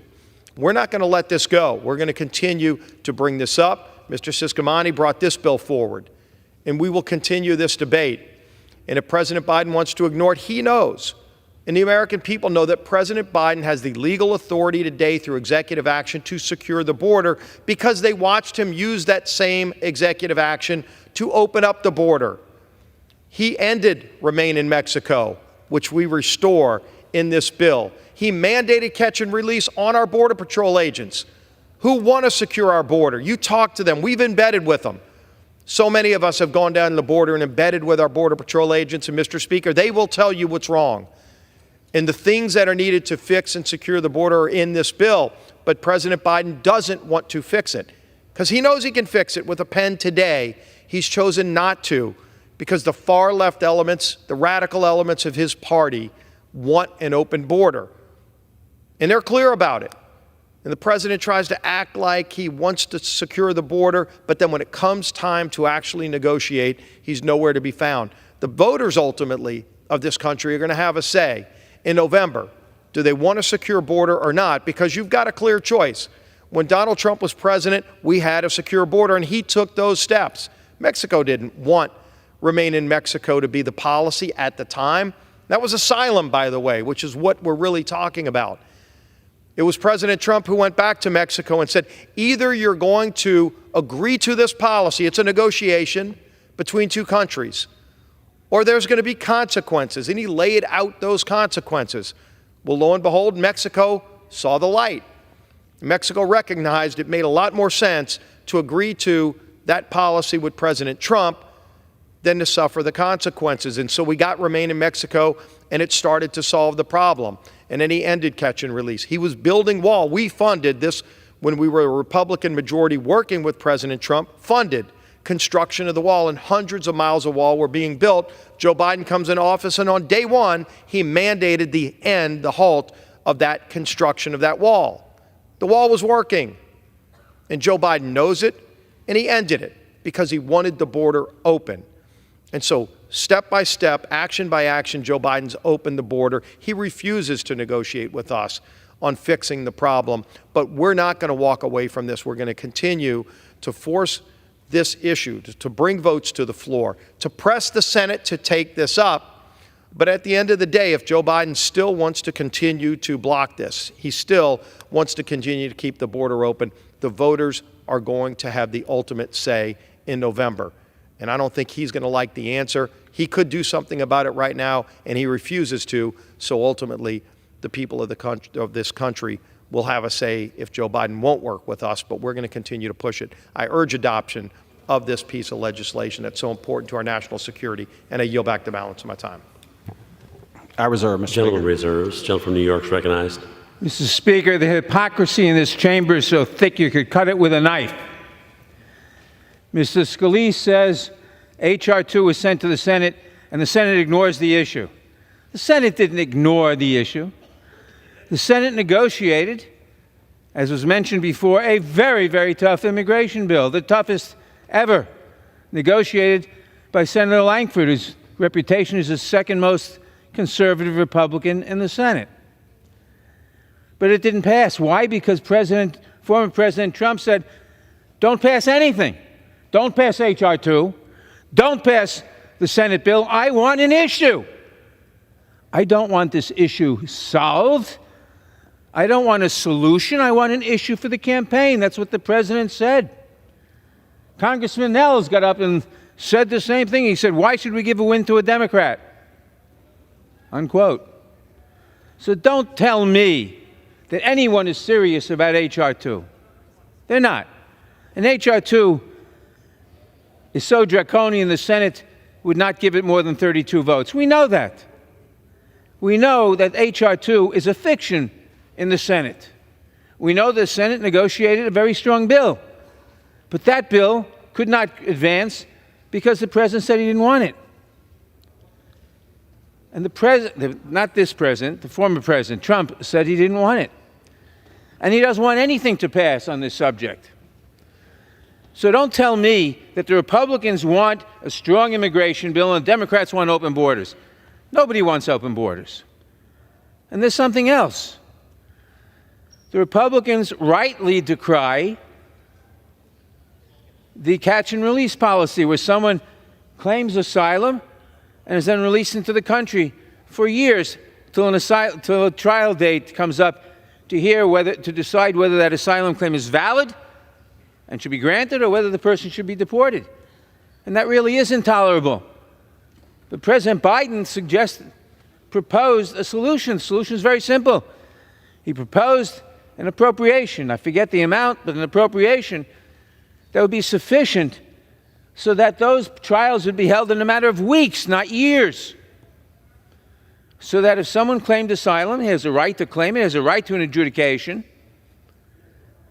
The adjudication would take place in several weeks, and if the person's case was valid, asylum would be granted, and if the person's claim was not granted, he'd be swiftly deported. So you wouldn't have what they call this invasion. It's not an invasion. This country is composed of people who came from immigration. In 1900, there were 10,000 a day, and they created the current United States, probably the ancestors of most of the people in this country. Immigrants are not a curse. They are a blessing, and we need them for our economy.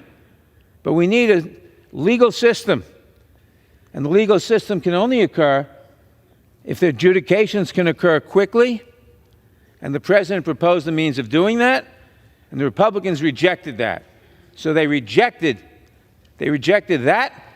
They rejected H.R. They rejected the tough bill in the Senate because, as President Trump said, I don't want a solution, I want an issue for the campaign. I yield back. I reserve. Gentleman from New York reserves. Gentleman from Alabama is recognized. 1 minute to the distinguished gentlelady from Texas, Ms. Jackson-Lynn. Well, we know what we are here The for. gentlelady from Texas is recognized. Ask unanimous consent to speak. speak to the House, so I wanted to say as much time as I might consume. But in any event, I thought we would come here today and have a reasoned opportunity to address this question. Let me be very clear. I've been in this body long enough to say that we have had a time where members have been here and we have had control of the border in the interpretation that my Republicans might say. We've had a flow of immigrants, we've had processes, and we've had challenges. And we've spoken to the issue of providing funding for these challenges. Here's what the issue is.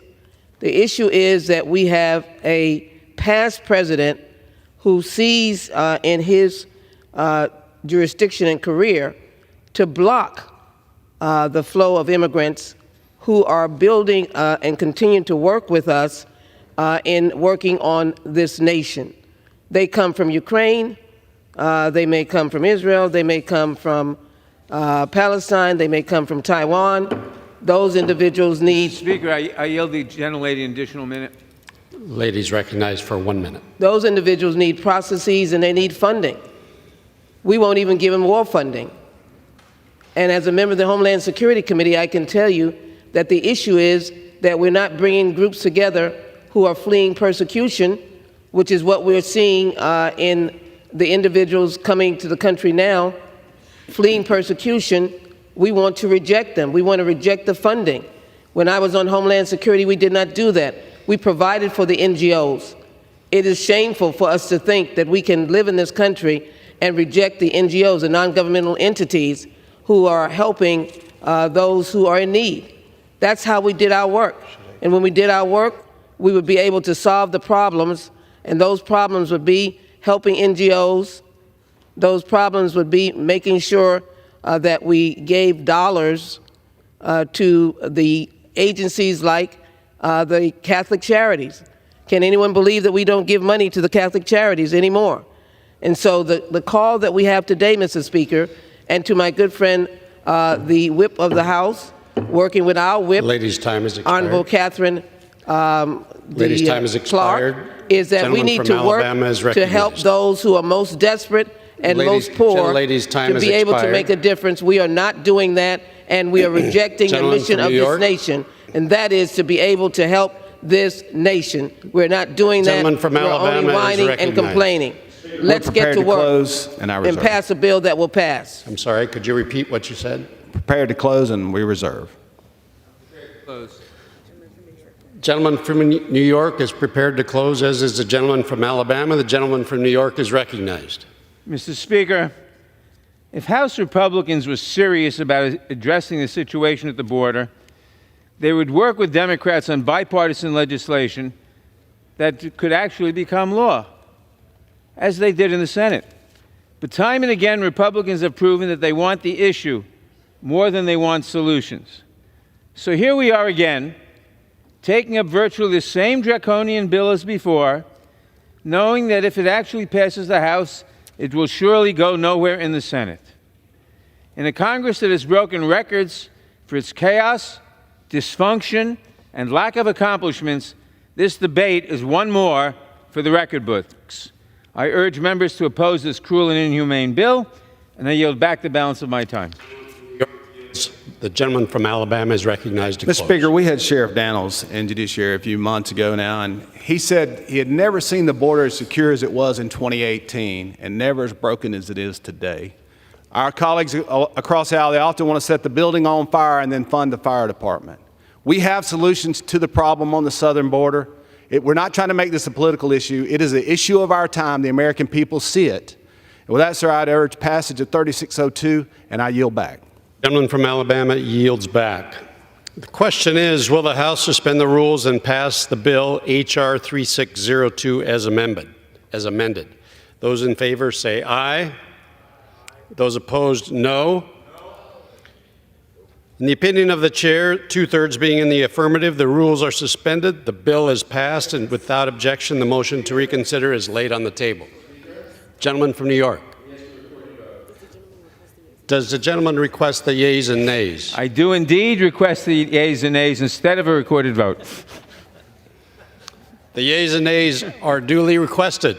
All those in favor of taking this vote by the yeas and nays will rise and remain standing until counted. A sufficient number having risen, the yeas and nays are ordered. Pursuant to Clause 8 of Rule 20, further proceedings on this question will be postponed.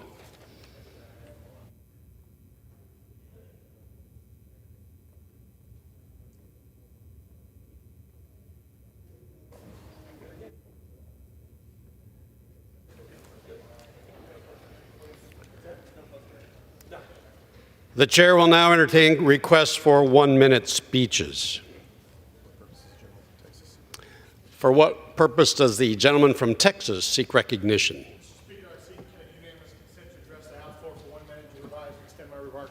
Without objection, the gentleman from Texas is recognized for 1 minute. Mr. Speaker, I rise today to honor and congratulate my friend Dr. Kirk Calhoun on the announcement of his retirement. Dr. Calhoun has proudly served as the president of the University of Texas Health Science Center at Tyler since 2002 and as the president of the University of Texas at Tyler since 2020, making him the longest-serving active president in the UT system. Dr. Calhoun's leadership has led the UT Tyler system through tremendous growth and unification. Throughout his 22 years of public service, the institutions under his leadership have seen exponential growth, historic levels of giving to the community, and the launching of the first medical school in East Texas. He has helped to expand academic research programs, forge partnerships with the community colleges, increase student scholarship offerings, and develop a strategic plan for integrating the health and academic enterprises of our UT system. Dr. Calhoun leaves behind a legacy of excellence and service in our community.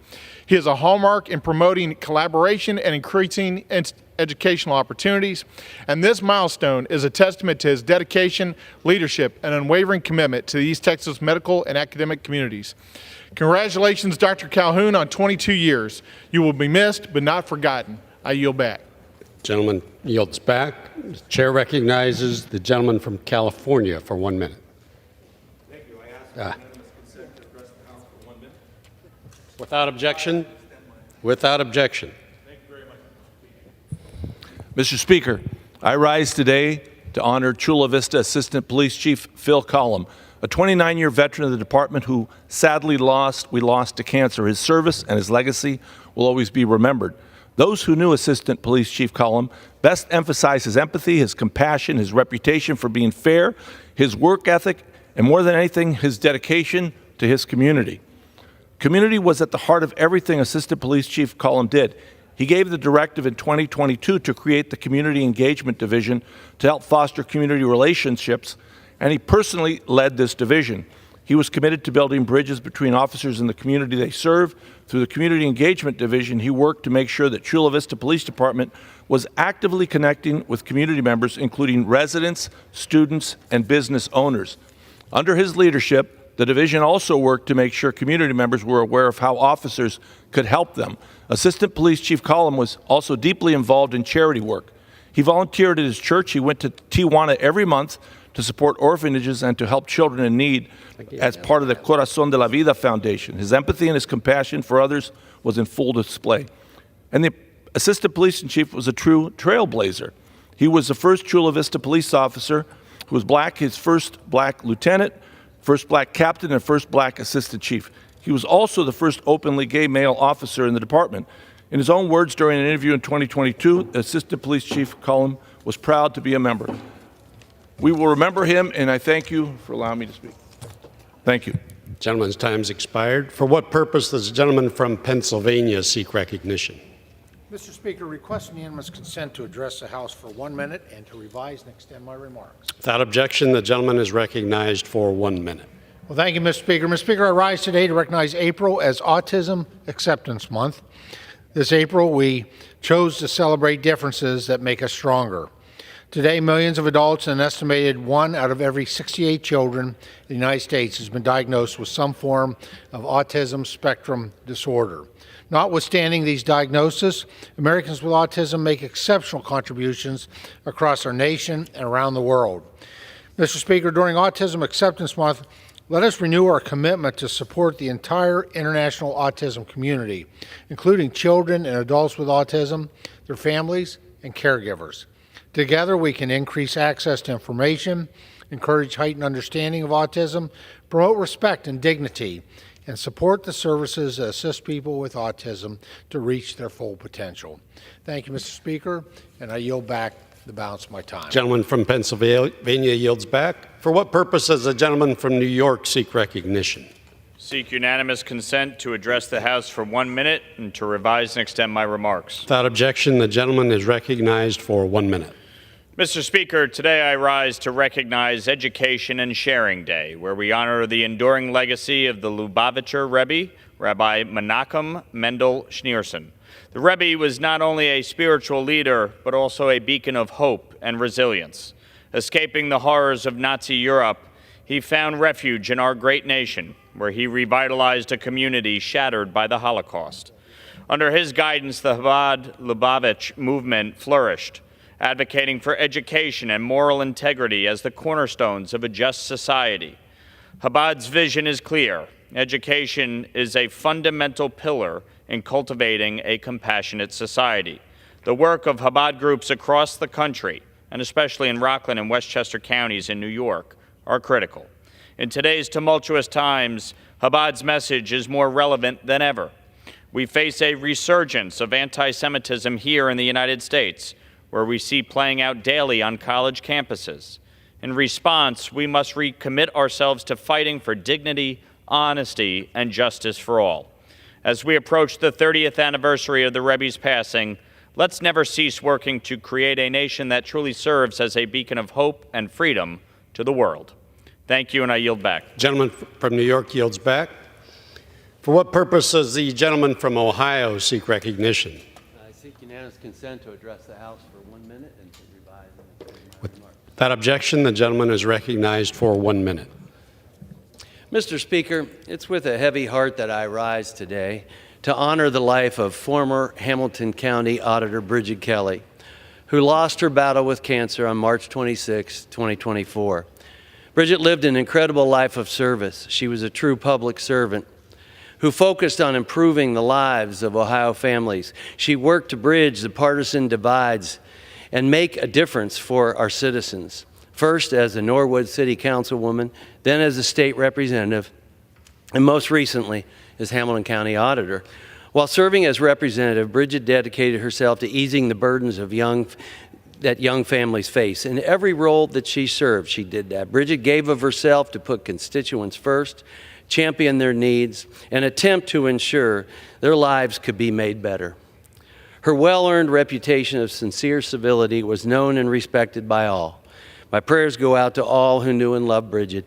The Cincinnati community, the state of Ohio, and our nation mourn with her family and friends. May Bridget's memory continue to inspire us and future generations to serve our community with the same spirit of selfless service. Thank you, and I yield back. Gentleman from Ohio yields back. For what purpose does the lady from Ohio seek recognition?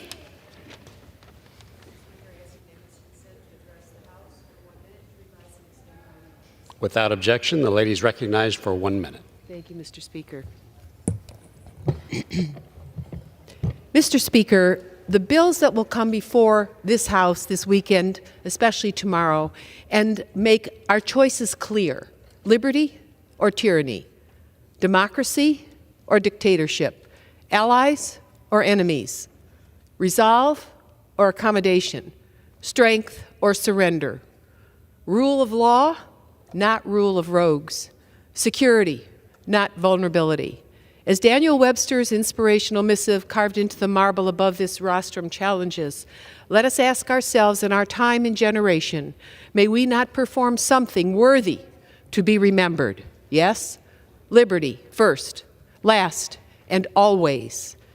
Through its historic fight against tyranny, Ukraine has reminded us how stark a choice the free world has. Ukraine inspires us to ascend into she wishes to ascend into the coalition of free nations sheltered by NATO's shield. Ukraine will grow to prosper in the European Union.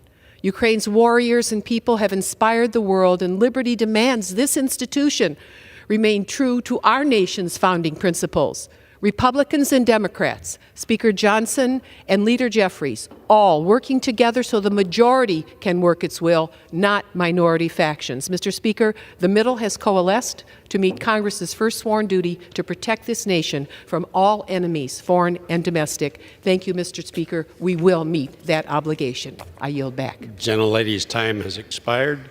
For what purpose does the gentleman from North Carolina seek recognition? To ask unanimous consent to address the House for up to 1 minute and revise and extend my remarks as I need. Without objection, the gentleman is recognized for 1 minute. Thank you, Mr. Speaker. I rise today to recognize an incredible hero from my district. Earlier this month, an emergency unfolded in the town of Maysville, North Carolina, when a distressed driver rushed into the town hall seeking urgent assistance for his wife. Demetrius Jones, who serves as the finance officer in the town of Maysville, performed life-saving measures on the individual until the fire and EMS individuals could arrive upon the scene. As a physician, I understand the critical importance that acting swiftly to intervene and preserve life. Demetrius' actions not only demonstrated extraordinary courage, but also saved the life of someone in need. Thank you, Demetrius, for your service to the community and exemplifying what it means to step up in the times of crisis and need. Thank you, Mr. Speaker. I yield back. Gentleman from North Carolina yields back. For what purpose does the gentleman from California seek recognition? Mr. Speaker, I seek unanimous consent to address the House for 1 minute and revise and extend my remarks. Gentleman is recognized for 1 minute without objection. Thank you, Mr. Speaker.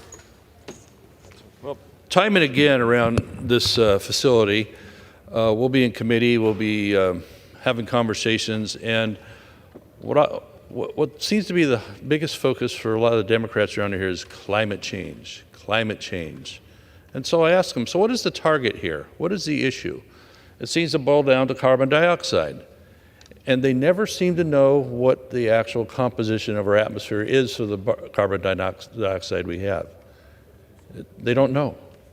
Yet we have all these goals they want to set for how many electric cars we're going to have by what year, or what power plants, or getting rid of your leaf blower, or your barbecue, or this or that or the other. When it really boils down to CO2 is only 0.04% of our atmosphere.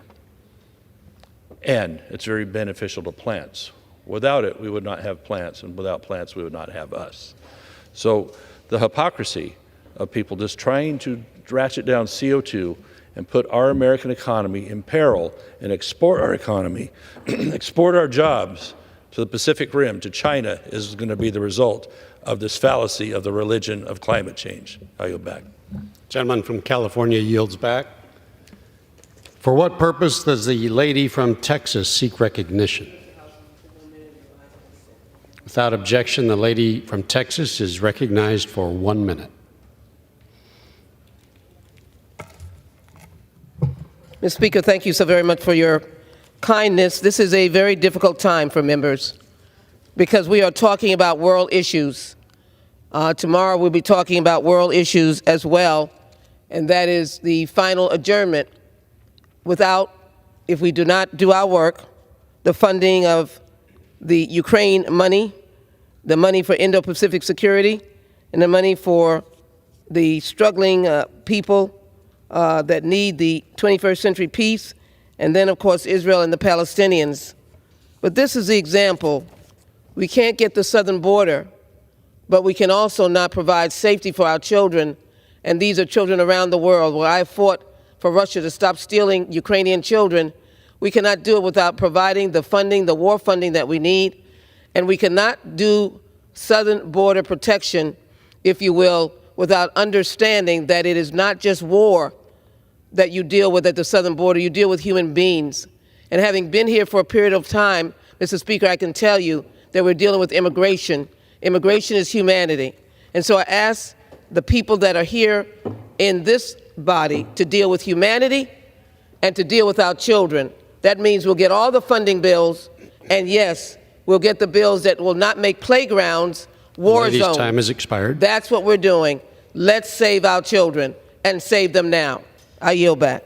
Gentlelady's time has expired. For what, excuse me? For what purpose does the gentleman from California seek recognition? Mr. Speaker, I move the House do now adjourn. The question is on the motion to adjourn. Those in favor say aye. Those opposed, no. The ayes have it. The motion is adopted. Accordingly, the House stands adjourned until 9 a.m. tomorrow.